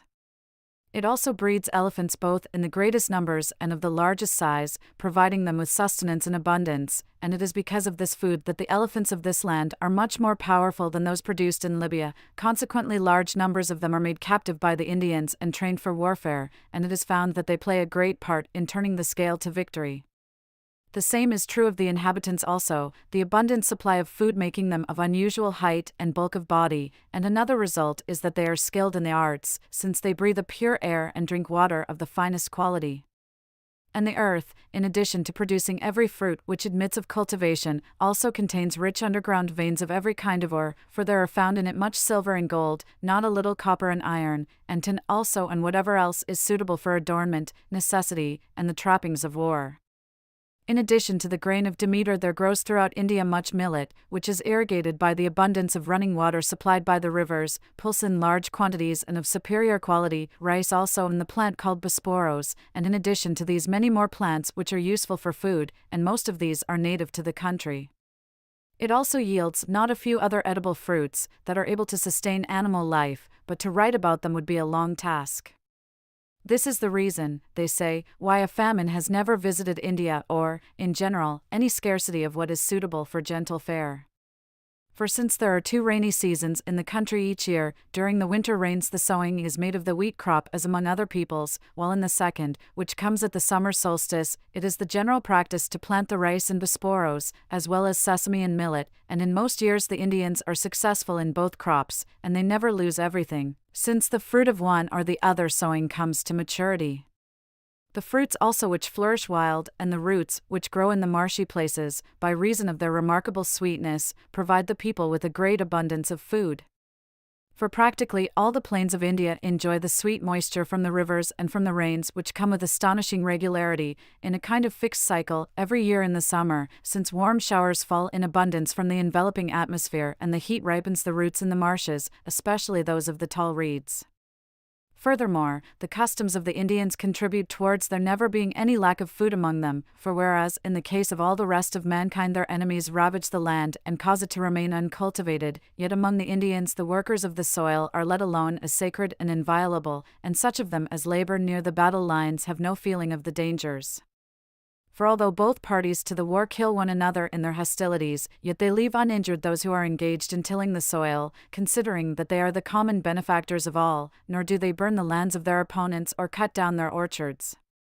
The land of the Indians has also many large navigable rivers, which have their sources in the mountains lying to the north and then flow through the level country, and not a few of these unite and empty into the river known as the Ganges. This river, which is 30 stades in width, flows from north to south and empties into the ocean, forming the boundary towards the east of the tribe of the Gandharati, which possesses the greatest number of elephants and the largest in size. Consequently, no foreign king has ever subdued this country, all alien nations being fearful of both the multitude and the strength of the beasts. In fact, even Alexander of Macedon, although he had subdued all Asia, refrained from making war upon the Gandharati alone of all peoples, for when he had arrived at the Ganges River with his entire army, after his conquest of the rest of the Indians, upon learning that the Gandharati had 4,000 elephants equipped for war, he gave up his campaign against them. The river, which is nearly the equal of the Ganges and is called the Indus, rises like the Ganges in the north, but as it empties into the ocean forms a boundary of India, and in its course through an expanse of level plain it receives not a few navigable rivers, the most notable being the Hypanis, Hydaspes, and Asinus. And in addition to these 3 rivers, a vast number of others of every description traverse the country and bring it about that the land is planted in many gardens and crops of every description. Now for the multitude of rivers and the exceptional supply of water, the philosophers and students of nature among them advance the following cause: the countries which surround India, they say, such as Scythia, Bactria, and Ariana, are higher than India, and so it is reasonable to assume that the waters which come together from every side into the country lying below them, gradually cause the regions to become soaked and to generate a multitude of rivers. And a peculiar thing happens in the case of one of the rivers of India, known as the Silla, which flows from a spring of the same name, for it is the only river in the world possessing the characteristic that nothing cast into it floats, but that everything, strange to say, sinks to the bottom. Now India as a whole, being of a vast extent, is inhabited, as we are told, by many other peoples of every description, and not one of them had its first origin in a foreign land, but all of them are thought to be autochthonous. It never receives any colony from abroad, nor has it ever sent one to any other people. According to their myths, the earliest human beings used for food the fruits of the earth which grew wild, and for clothing the skins of the native animals, as was done by the Greeks. Similarly, too, the discovery of the several arts and of all other things which are useful for life was made gradually, necessity itself showing the way to a creature which was well endowed by nature and had, as its assistants for every purpose, hands and speech and sagacity of mind. The most learned men among the Indians recount a myth, which it may be appropriate to set forth in brief form. This, then, is what they say: in the earliest times, when the inhabitants of their land were still dwelling in scattered clan villages, Dionysus came to them from the regions to the west of them with a notable army, and he traversed all India, since there was as yet no notable city which would have been able to oppose him. But when an oppressive heat came and the soldiers of Dionysus were being consumed by a pestilential sickness, this leader, who was conspicuous for his wisdom, led his army out of the plains into the hill country. Here, where cool breezes blew and the spring waters flowed pure at their very sources, the army got rid of its sickness. The name of this region of the hill country, where Dionysus relieved his forces of the sickness, is Meros, and it is because of this fact that the Greeks have handed down to posterity in their account of this god the story that Dionysus was nourished in a thigh, Meros. After this he took in hand the storing of the fruits and shared this knowledge with the Indians, and he communicated to them the discovery of wine and of all the other things useful for life.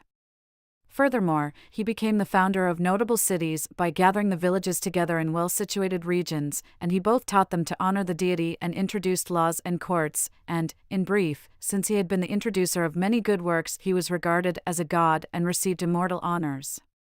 They also recount that he carried along with his army a great number of women, and that when he joined battle in his wars he used the sounds of drums and cymbals, since the trumpet had not yet been discovered.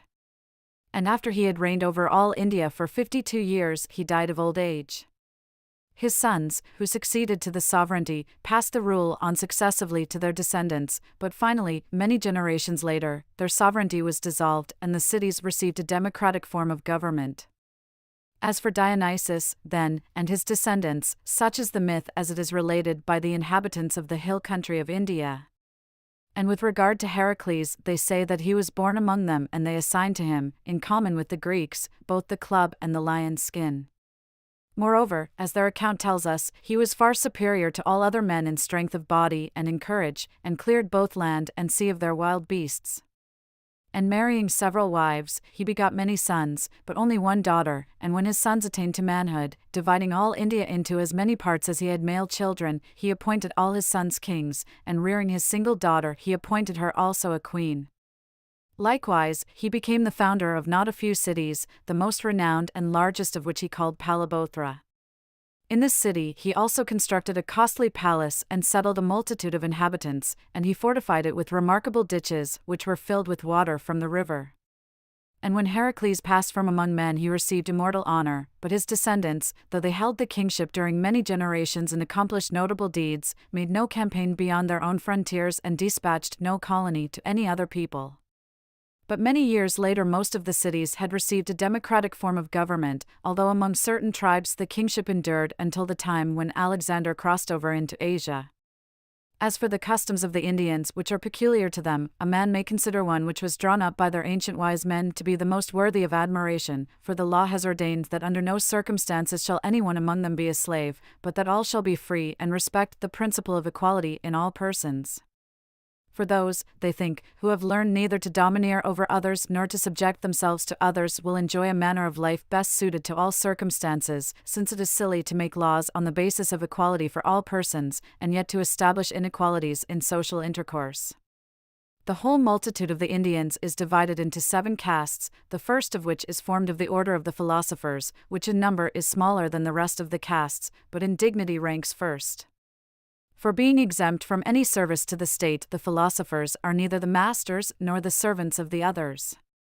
but they are called upon by the private citizens both to offer the sacrifices which are required in their lifetime and to perform the rites for the dead, as having proved themselves to be most dear to the gods, and as being especially experienced in the matters that relate to the underworld, and for this service they receive both notable gifts and honors.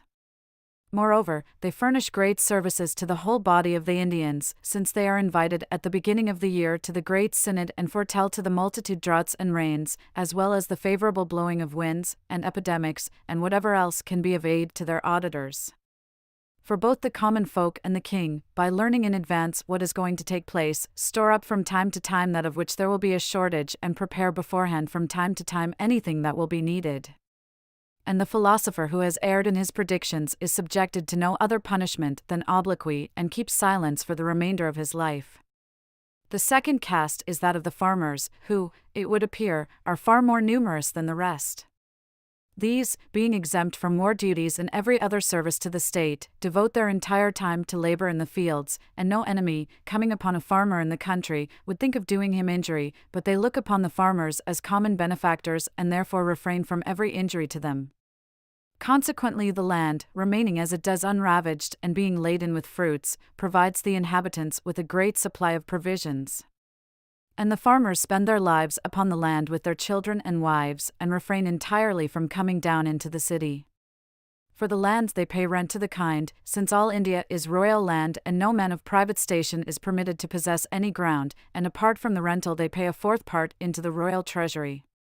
The third division is that of the neatherds and shepherds, and, in general, of all the herdsmen who do not dwell in a city or village but spend their lives in tents, and these men are also hunters and rid the country of both birds and wild beasts. And since they are practiced in this calling and follow it with zest, they are bringing India under cultivation, although it still abounds in many wild beasts and birds of every kind, which eat up the seed sown by the farmers. The fourth caste is that of the artisans. Of these some are armorers, and some fabricate for the farmers or certain others the things useful for the services they perform.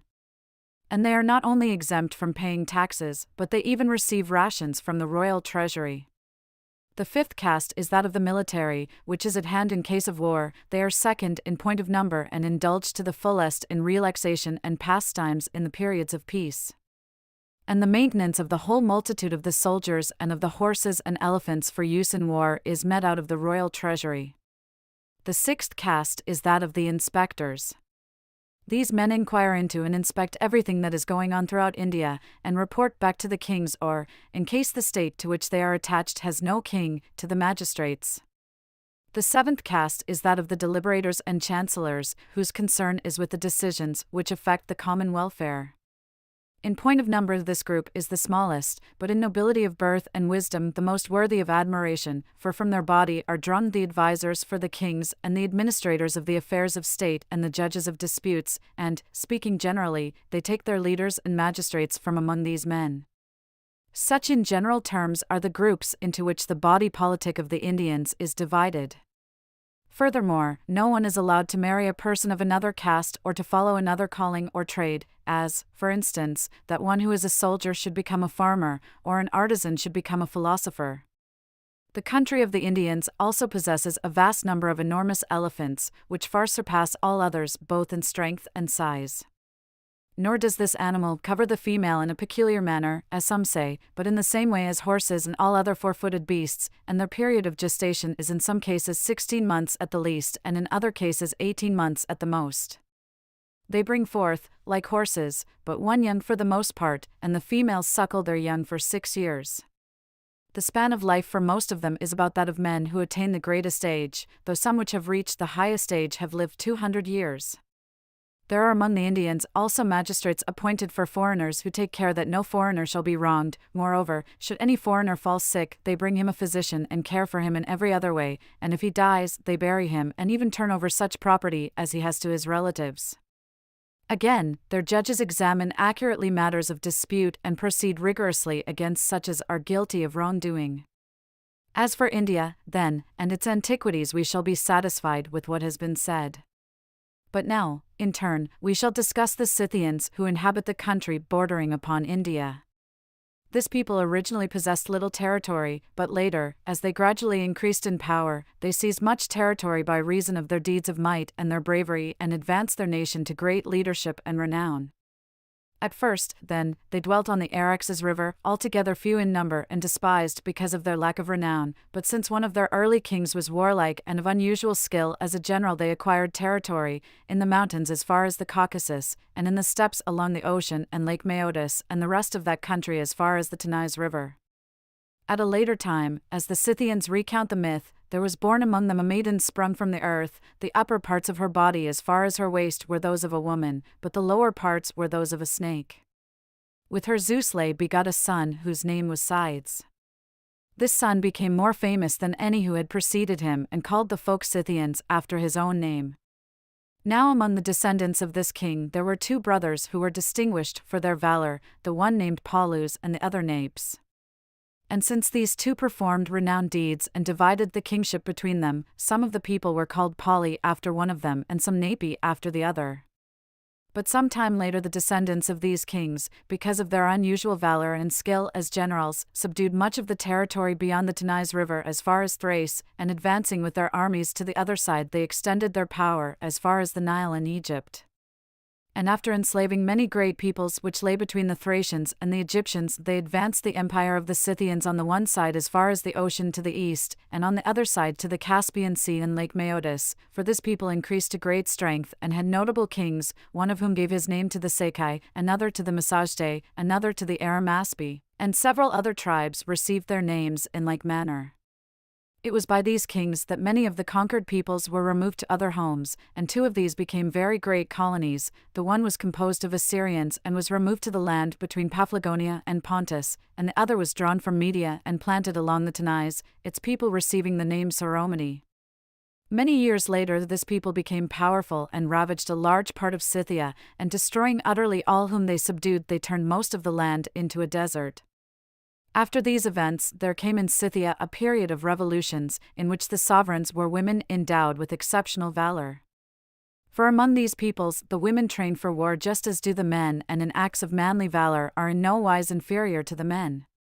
Consequently, distinguished women have been the authors of many great deeds, not in Scythia alone, but also in the territory bordering upon it. For instance, when Cyrus the king of the Persians, the mightiest ruler of his day, made a campaign with a vast army into Scythia, the queen of the Scythians not only cut the army of the Persians to pieces, but she even took Cyrus prisoner and crucified him, and the nation of the Amazons, after it was once organized, was so distinguished for its manly prowess that it not only overran much of the neighboring territory but even subdued a large part of Europe and Asia. But for our part, since we have mentioned the Amazons, we feel that it is not foreign to our purpose to discuss them, even though what we shall say will be so marvelous that it will resemble a tale from mythology.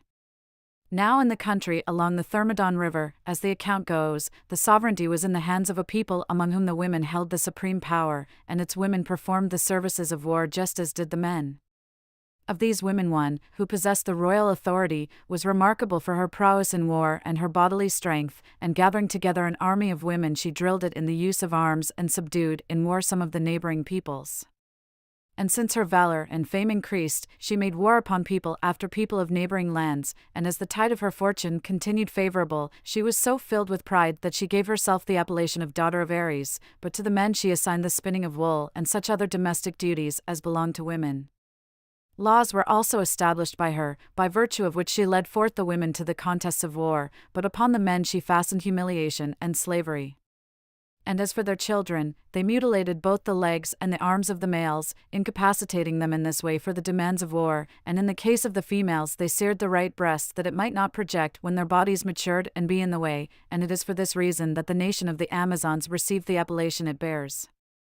In general, this queen was remarkable for her intelligence and ability as a general, and she founded a great city named Themyscira at the mouth of the Thermodon River and built there a famous palace. Furthermore, in her campaigns she devoted much attention to military discipline and at the outset subdued all her neighbors as far as the Tanais River. And this queen, they say, accomplished the deeds which have been mentioned, and fighting brilliantly in a certain battle she ended her life heroically. The daughter of this queen, the account continues, on succeeding to the throne emulated the excellence of her mother, and even surpassed her in some particular deeds. For instance, she exercised in the chase the maidens from their earliest girlhood and drilled them daily in the arts of war, and she also established magnificent festivals both to Ares and to the Artemis, who is called Tauropolis.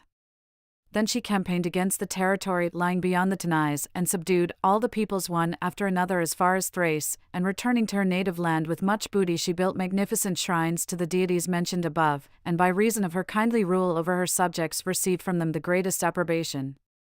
She also campaigned on the other side and subdued a large part of Asia and extended her power as far as Syria.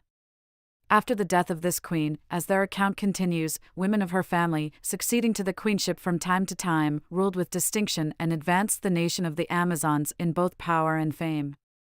And many generations after these events, when the excellence of these women had been noised abroad through the whole inhabited world, they say that Heracles, the son of Alcmenian Zeus, was assigned by Eurystheus the labor of securing the girdle of Hippolyte the Amazon.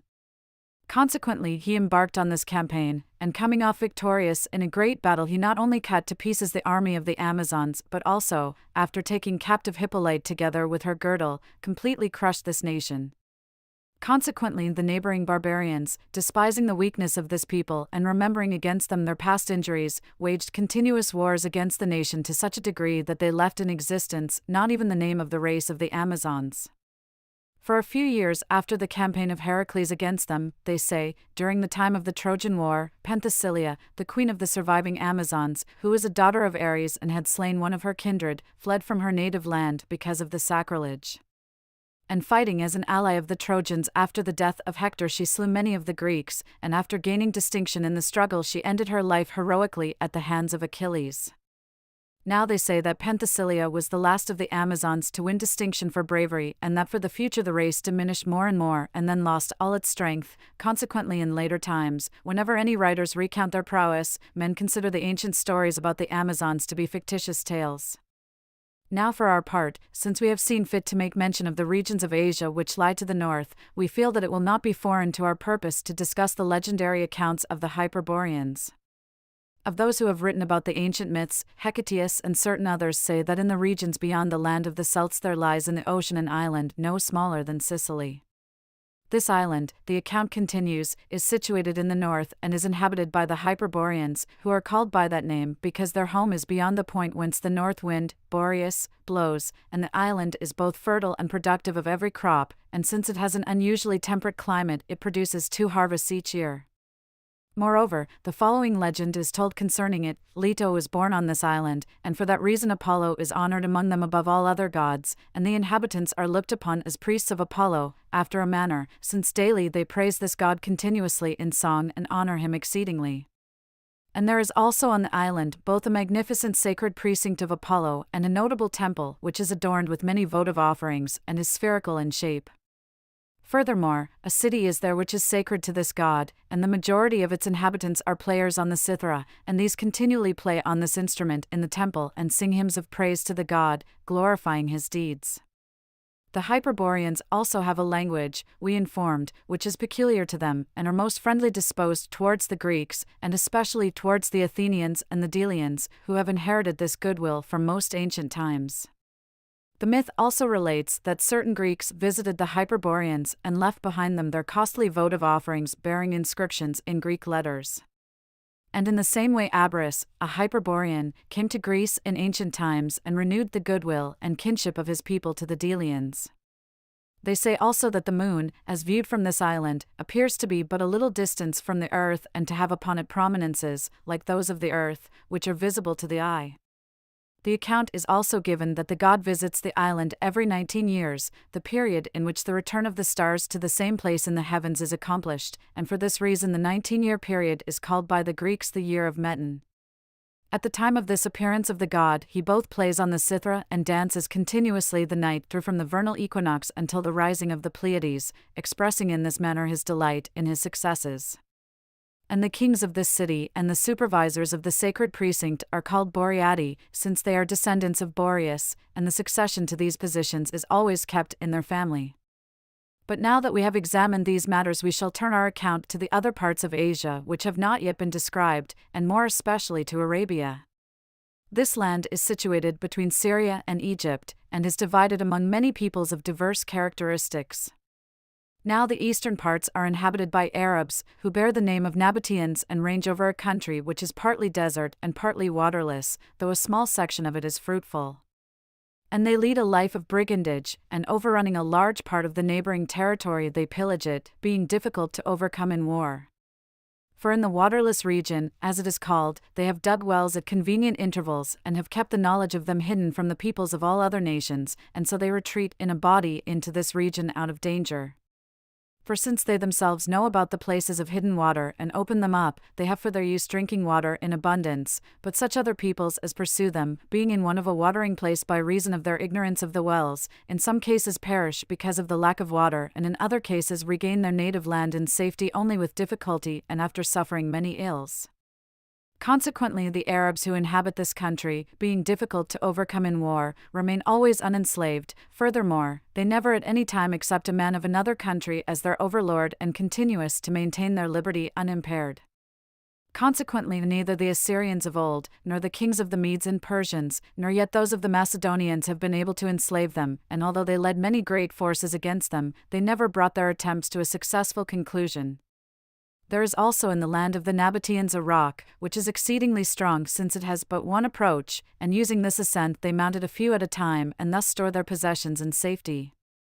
And a large lake is also there which produces asphalt in abundance, and from it they derive not a little revenue. It has a length of about 500 stades and a width of about 60, and its water is so ill-smelling and so very bitter that it cannot support fish or any of the other animals which commonly live in water. And although great rivers of remarkable sweetness empty into it, the lake gets the better of them by reason of its evil smell, and from its center it spouts forth once a year a great mass of asphalt, which sometimes extends for more than 3 plethra, and sometimes for only 2, and when this occurs the barbarians who live about the lake usually call the larger flow a bull, and to the smaller one they give the name calf.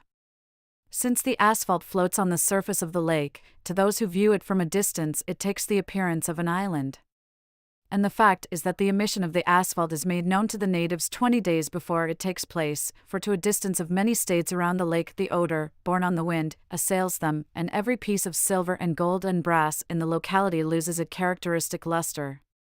But this returns again as soon as all the asphalt has been spouted forth, and the region round about, by reason of its being exposed to fire and to the evil odors, renders the bodies of the inhabitants susceptible to disease and makes the people very short-lived. Yet the land is good for the growing of palms, wherever it happens to be traversed by rivers with usable water or to be supplied with springs which can irrigate it. And there is also found in these regions in a certain valley the balsam tree, as it is called, from which they receive a substantial revenue, since this tree is found nowhere else in the inhabited world, and the use of it for medicinal purposes is most highly valued by physicians. That part of Arabia which borders upon the waterless and desert country is so different from it that, because both of the multitude of fruits which grow therein and of its other good things, it has been called Arabia Felix. For the reed and the rush and every other growth that has a spicy scent are produced in great abundance, as is also, speaking generally, every kind of fragrant substance which is derived from leaves, and the land is distinguished in its several parts by the varied odors of the gums which drip from them. For myrrh and that frankincense, which is most dear to the gods and is exported throughout the entire inhabited world, are produced in the farthest parts of this land. And costos and cassia and cinnamon and all other plants of this nature grow there in fields and thickets of such depth that what all other peoples sparingly place upon the altars of the gods is actually used by them as fuel under their pots, and what is found among all other peoples in small specimens there supplies material for the mattresses of the servants in their homes. Moreover, the cinnamon, as it is called, which is exceptionally useful, and resin of the pine, and the terebinth, are produced in these regions in great abundance and of sweet odor. And in the mountains grow not only silver fir and pine in abundance, but also cedar and the Phoenician cedar in abundance and borutan, as it is called. There are also many other kinds of fruit-bearing plants of sweet odor, which yield sap and fragrances most pleasing to such as approach them. Indeed, the very earth itself is by its nature full of a vapor which is like sweet incense. Consequently, in certain regions of Arabia, when the earth is dug up, there are discovered veins of sweet odor, in the working of which quarries of extraordinary magnitude are formed, and from these they gather stones and build their houses. And as for their houses, whenever rain drops from the enveloping atmosphere, that part which is melted down by the moisture flows into the joints of the stones, and hardening there makes the walls solid throughout. There is also mined in Arabia the gold called fireless, which is not smelted from ores, as is done among all other peoples, but is dug out directly from the earth. It is found in nuggets about the size of chestnuts, and is so fiery red in color that when it is used by artisans as a setting for the most precious gems, it makes the fairest of adornments. There is also in the land such a multitude of herds that many tribes which have chosen a nomad life are able to fare right well, experiencing no want of grain but being provided for in abundance by their herds. That part of the country which borders upon Syria breeds a multitude of fierce wild beasts, for the lions and leopards there are far more numerous and larger and superior in ferocity as compared with those of Libya, and in addition to these there are the Babylonian tigers, as they are called. And it produces animals which are of double form and mingled in their natures, to which belong the strythocameli, which, as their name implies, embrace in their form the compound of a bird and of a camel. For in size they are like a newly born camel, but their heads bristle with fine hair, and their eyes are large and black, indistinguishable in general appearance and color from those of the camel. It is also long-necked and has a beak which is very short and contracted to a sharp point. And since it has wings with feathers which are covered with a fine hair, and is supported upon 2 legs and on feet with cloven hoofs, it has the appearance of a land animal as well as of a bird. But being unable by reason of its weight to raise itself in the air and to fly, it swiftly schemes over the land, and when pursued by hunters on horseback with its feet it hurls stones as from a sling upon its pursuers, and with such force that they often receive severe wounds.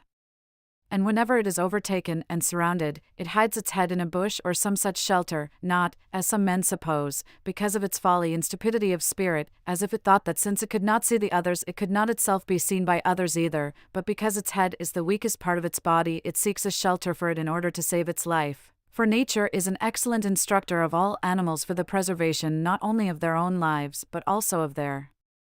offspring, since by planting in them an innate love of life she leads successive generations into an eternal cycle of continued existence.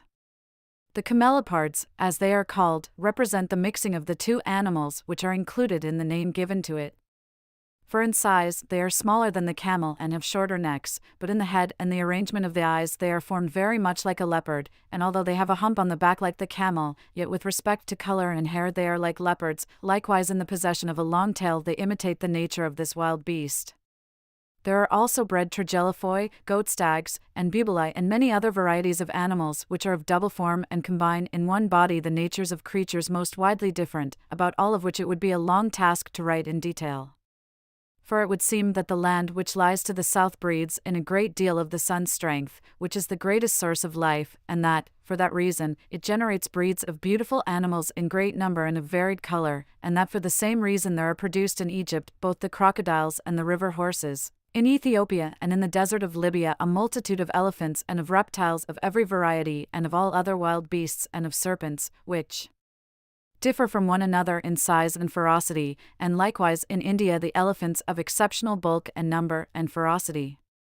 In these countries are generated not only animals which differ from one another in form because of the helpful influence and strength of the sun, but also outcroppings of every kind of precious stone which are unusual in color and resplendent in brilliancy. For the rock crystals, so we are informed, are composed of pure water which has been hardened, not by the action of cold, but by the influence of a divine fire, and for this reason they are never subject to corruption and take on many hues when they are breathed upon.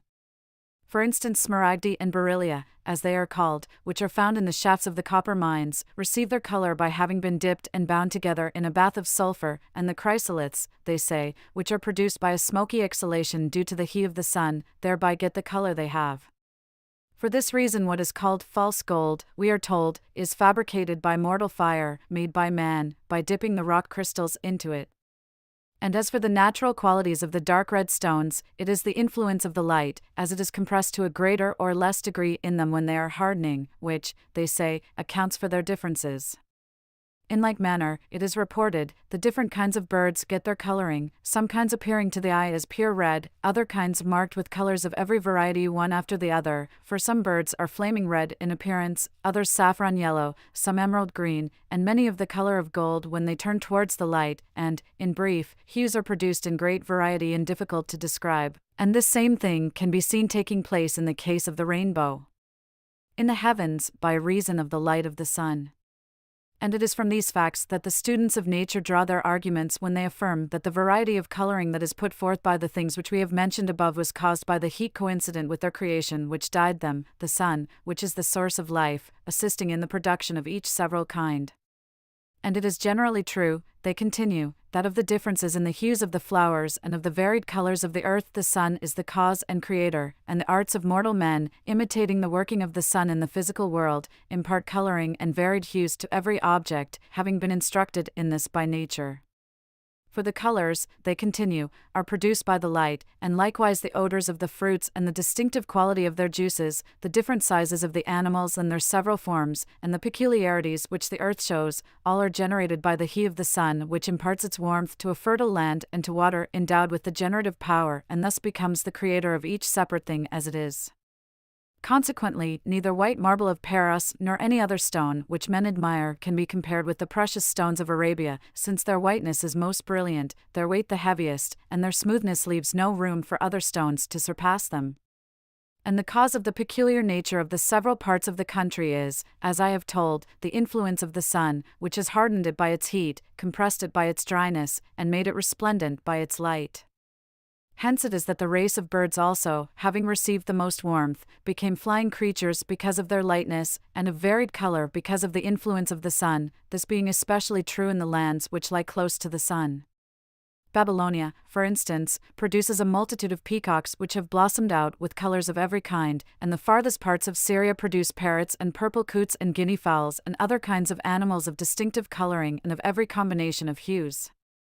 And the same reasoning applies also to all the other countries of the earth which lie in a similar climate, such as India and the Red Sea and Ethiopia and certain parts of Libya.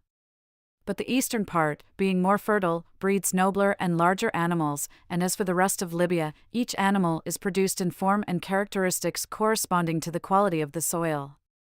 Likewise as regards trees, the palms of Libya bear dry and small fruit, but in Coil Syria dates called caryoti are produced which excel as to both sweetness and size, and also as to their juices. But dates much larger than these can be seen growing in Arabia and Babylonia, 6 fingers in size and in color either yellow like the quince, or dark red, or in some cases tending to purple, so that at the same time they both delight the eye and gratify the taste. The trunk of the palm stretches high in the air, and its surface is smooth all over as far as its crown. But though they all have a tuft of foliage at the top, yet the arrangement of the foliage varies, for in some cases the fronds spread out in a complete circle, and from the center the trunk sends up, as if from out its broken bark, the fruit in a cluster like grapes. In other cases the foliage at the crown droops down on only one side so that it produces the appearance of a lamp from which the flame flares out, and occasionally they have their fronds bent down on both sides, and by this double arrangement of the branches show a crown of foliage all about the trunk, thus presenting a picturesque appearance. That part of Arabia as a whole which lies to the south is called Felix, but the interior part is ranged over by a multitude of Arabians who are nomads and have chosen a tent life. These raise great flocks of animals and make their camps in plains of immeasurable extent. The region which lies between this part and Arabia Felix is desert and waterless, as has been stated, and the parts of Arabia which lie to the west are broken by sandy deserts spacious as the air in magnitude, through which those who journey must, even as voyagers upon the seas, direct their course by indications obtained from the bears. The remaining part of Arabia, which lies toward Syria, contains a multitude of farmers and merchants of every kind, who by a seasonable exchange of merchandise make good the lack of certain wares in both countries by supplying useful things which they possess in abundance. That Arabia which lies along the ocean is situated above Arabia Felix, and since it is traversed by many great rivers, many regions in it are converted into stagnant pools and into vast stretches of great swamps. And with the water which is brought to them from the rivers and that which comes with the summer rains they irrigate a large part of the country and get 2 crops yearly. This region also breeds herds of elephants and other monstrous land animals, and animals of double shape which have developed peculiar forms, and in addition to these it abounds in domestic animals of every kind, especially in cattle and in the sheep with large and fat tails. This land also breeds camels in very great numbers and of most different kinds, both the hairless and the shaggy, and those which have 2 humps, one behind the other, along their spines and hence are called dicheloi. Some of these provide milk and are eaten for meat, and so provide the inhabitants with a great abundance of this food, and others, which are trained to carry burdens on their backs, can carry some 10 medimni of wheat and bear up 5 men lying outstretched upon a couch. Others which have short legs and are slender in build are dromedaries and can go at full stretch a day's journey of a very great distance, especially in the trips which they make through the waterless and desert region. And also in their wars the same animals carry into battle two bowmen who ride back to each other, one of them keeping off enemies who come on them from in front, the other those who pursue in the rear. With regard, then, to Arabia and the products of that land, even if we have written at too great length, we have at any rate reported many things to delight lovers of reading. But with regard to the island which has been discovered in the ocean to the south, and the marvelous tales told concerning it, we shall now endeavor to give a brief account, after we have first set forth accurately the causes which led to its discovery. There was a certain Iambulus who from his boyhood up had been devoted to the pursuit of education, and after the death of his father, who had been a merchant, he also gave himself to that calling, and while journeying inland to the spice-bearing region of Arabia he and his companions on the trip were taken captive by some robbers. Now at first he and one of his fellow captives were appointed to be herdsmen, but later he and his companion were made captive by certain Ethiopians and led off to the coast of Ethiopia. They were kidnapped in order that, being of an alien people, they might effect the purification of the land. For among the Ethiopians who lived in that place there was a custom, which had been handed down from ancient times, and had been ratified by oracles of the gods, over a period of 20 generations or 600 years, the generation being reckoned at 30 years, and at the time when the purification by means of the two men was to take place, a boat had been built for them sufficient in size and strong enough to withstand the storms at sea, one which could easily be manned by two men, and then loading it with food enough to maintain two men for 6 months, and putting them on board they commanded them to set out to sea as the oracle had ordered. Furthermore, they commanded them to steer towards the south, for, they were told, they would come to a happy island and to men of honorable character, and among them they would lead a blessed existence. And in like manner, they stated, their own people, in case the men whom they sent forth should arrive safely at the island, would enjoy peace and a happy life in every respect throughout 600 years, but if, dismayed at the extent of the sea, they should turn back on their course they would, as impious men and destroyers of the entire nation, suffer the severest penalties. Accordingly, the Ethiopians, they say, held a great festal assembly by the sea, and after offering costly sacrifices they crowned with flowers the men who were to seek out the island and effect the purification of the nation, and then sent them forth. And these men, after having sailed over a vast sea and been tossed about 4 months by storms, were carried to the island about which they had been informed beforehand. It was round in shape and had a circumference of about 5,000 stades. But when they were now drawing near to the island, the account proceeds, some of the natives met them and drew their boat to land, and the inhabitants of the island, thronging together, were astonished at the arrival of the strangers, but they treated them honorably and shared with them the necessities of life which their country afforded. The dwellers upon this island differ greatly both in the characteristics of their bodies and in their manners from the men in our part of the inhabited world, for they are all nearly alike in the shape of their bodies and are over 4 cubits in height, but the bones of the body have the ability to bend to a certain extent and then straighten out again, like the sinewy parts. They are also exceedingly tender in respect to their bodies and yet more vigorous than is the case among us, for when they have seized any object in their hands no man can extract it from the grasp of their fingers. There is absolutely no hair on any part of their bodies except on the head, eyebrows and eyelids, and on the chin, but the other parts of the body are so smooth that not even the least down can be seen on them. They are also remarkably beautiful and well proportioned in the outline of the body. The openings of their ears are much more spacious than ours, and growths have developed that serve as valves, so to speak, to close them. And they have a peculiarity in regard to the tongue, partly the work of nature and congenital with them and partly intentionally brought about by artifice. Among them, namely, the tongue is double for a certain distance, but they divide the inner portions still further, with the result that it becomes a double tongue as far as the base. Consequently, they are very versatile as to the sounds they can utter, since they imitate not only every articulate language used by man but also the very chatterings of the birds, and, in general, they reproduce any peculiarity of sounds. And the most remarkable thing of all is that at one and the same time they can converse perfectly with 2 persons who fall in with them, both answering questions and discoursing pertinently on the circumstances of the moment, for with one division of the tongue they can converse with the one person, and likewise with the other talk with the second. Their climate is most temperate, we are told, considering that they live at the equator, and they suffer neither from heat nor from cold. Moreover, the fruits in their island ripen throughout the entire year, even as the poet writes. Here pear on pear grows old, and apple close on apple, yeah, and clustered grapes on grapes, and fig on fig. And with them the day is always the same length as the night, and at midday no shadow is cast of any object because the sun is in the zenith. These islanders, they go on to say, live in groups which are based on kinship and on political organizations, no more than 400 kinsmen being gathered together in this way, and the members spend their time in the meadows, the land supplying them with many things for sustenance, for by reason of the fertility of the island and the mildness of the climate, foodstuffs are produced of themselves in greater quantity than is sufficient for their needs. For instance, a reed grows there in abundance, and bears a fruit in great plenty that is very similar to the white vetch. Now when they have gathered this they steep it in warm water until it has become the size of a pigeon's egg, then after they have crushed it and rubbed it skillfully with their hands, they mold it into loaves, which are baked and eaten, and they are of surprising sweetness. There are also in the island, they say, abundant springs of water, the warm springs serving well for bathing and the relief of fatigue, the cold excelling in sweetness and possessing the power to contribute to good health. Moreover, the inhabitants give attention to every branch of learning and especially to astrology, and they use letters which, according to the value of the sounds they represent, are 28 in number, but the characters are only 7, each one of which can be formed in 4 different ways. Nor do they write their lines horizontally, as we do, but from the top to the bottom perpendicularly. And the inhabitants, they tell us, are extremely long-lived, living even to the age of 150 years, and experiencing for the most part no illness.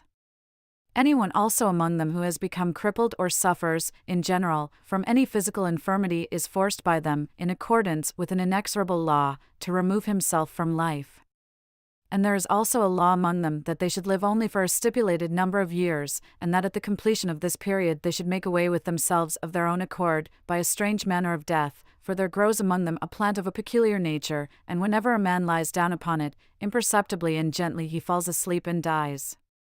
They do not marry, we are told, but possess their children in common, and maintaining the children who are born as if they belong to all, they love them equally, and while the children are infants those who suckle the babes often change them around in order that not even the mothers may know their own offspring. Consequently, since there is no rivalry among them, they never experience civil disorders, and they never cease placing the highest value upon internal harmony. There are also animals among them, we are told, which are small in size, but the object of wonder by reason of the nature of their bodies and the potency of their blood, for they are round in form and very similar to tortoises, but they are marked on the surface by 2 diagonal yellow stripes, at each end of which they have an eye and a mouth. Consequently, though seeing with 4 eyes and using as many mouths, yet it gathers its food into one gullet, and down this its nourishment is swallowed. And all flows together into one stomach, and in like manner its other organs, and all its inner parts are single. It also has beneath it all around its body many feet, by means of which it can move in whatever direction it pleases. And the blood of this animal, they say, has a marvelous potency, for it immediately glues onto its place any living member that has been severed, even if a hand or the leg should happen to have been cut off. By the use of this blood it is glued on again, provided that the cut is fresh, and the same thing is true of such other parts of the body as are not connected with the regions which are vital and sustain the person's life. Each group of the inhabitants also keeps a bird of great size and of a nature peculiar to itself, by means of which a test is made of the infant children to learn what their spiritual disposition is, for they place them upon the birds, and such of them as are able to endure the flight through the air as the birds take wing they rear, but such as become nauseated and filled with consternation they cast out, as not likely either to live many years and being, besides, of no account because of their dispositions. In each group the oldest man regularly exercises the leadership, just as if he were a kind of king, and is obeyed by all the members, and when the first such ruler makes an end of his life in accordance with the law upon the completion of his 150th year, the next oldest succeeds to the leadership. The sea about the island has strong currents and is subject to great flooding and ebbing of the tides, and is sweet in taste. And as for the stars of our heavens, the bears and many more, we are informed, are not visible at all. The number of these islands was 7, and they are very much the same in size, and at about equal distances from one another, and all follow the same customs and laws. Although all the inhabitants enjoy an abundant provision of everything from what grows of itself in these islands, yet they do not indulge in the enjoyment of this abundance without restraint, but they practice simplicity and take for their food only what suffices for their needs. Meat and whatever else is roasted or boiled in water are prepared by them, but all the other dishes ingeniously concocted by professional cooks, such as sauces and the various kinds of seasonings, they have no notion whatsoever. And they worship as gods that which encompasses all things and the sun, and, in general, all the heavenly bodies.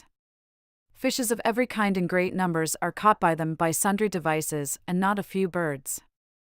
There is also found among them an abundance of fruit trees growing wild, and olive trees and vines grow there, from which they make both olive oil and wine in abundance. Snakes also, we are told, which are of immense size, and yet do no harm to the inhabitants, have a meat which is edible and exceedingly sweet. And their clothing they make themselves from a certain reed which contains in the center a downy substance that is bright to the eye and soft, which they gather and mingle with crushed seashells, and thus make remarkable garments of a purple hue. As for the animals of the islands, their natures are peculiar and so amazing as to defy credence. All the details of their diet, we are told, follow a prescribed arrangement, since they do not all take their food at the same time, nor is it always the same, but it has been ordained that on certain fixed days they shall eat at one time fish, at another time fowl, sometimes the flesh of land animals, and sometimes olives, and the most simple side dishes. They also take turns in ministering to the needs of one another, some of them fishing, others working at the crafts, others occupying themselves in other useful tasks, and still others, with the exception of those who have come to old age, performing the services of the group in a definite cycle. And at the festivals and feasts which are held among them, there are both pronounced and sung in honor of the gods hymns and spoken laudations, and especially in honor of the sun, after whom they name both the islands and themselves.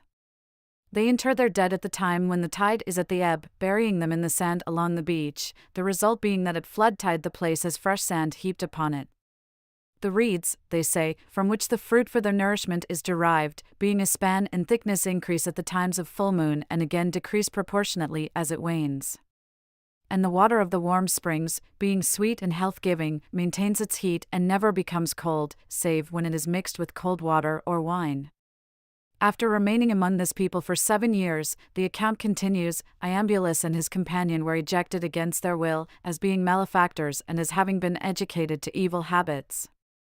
Consequently, after they had again fitted out their little boat they were compelled to take their leave, and when they had stored up provisions in it they continued their voyage for more than 4 months. Then they were shipwrecked upon a sandy and marshy region of India, and his companion lost his life in the surf, but Iambulus, having found his way to a certain village, was then brought by the natives into the presence of the king at Palabothra, a city which was distant a journey of many days from the sea. And since the king was friendly to the Greeks and devoted to learning, he considered Iambulus worthy of cordial welcome, and at length, upon receiving a permission of safe conduct, he passed over first of all into Persia and later arrived safe in Greece. Now Iambulus felt that these matters deserved to be written down, and he added to his account not a few facts about India, facts of which all other men were ignorant at that time. But for our part, since we have fulfilled the promise made at the beginning of this book, we shall bring it to a conclusion at this point. End of Book 2.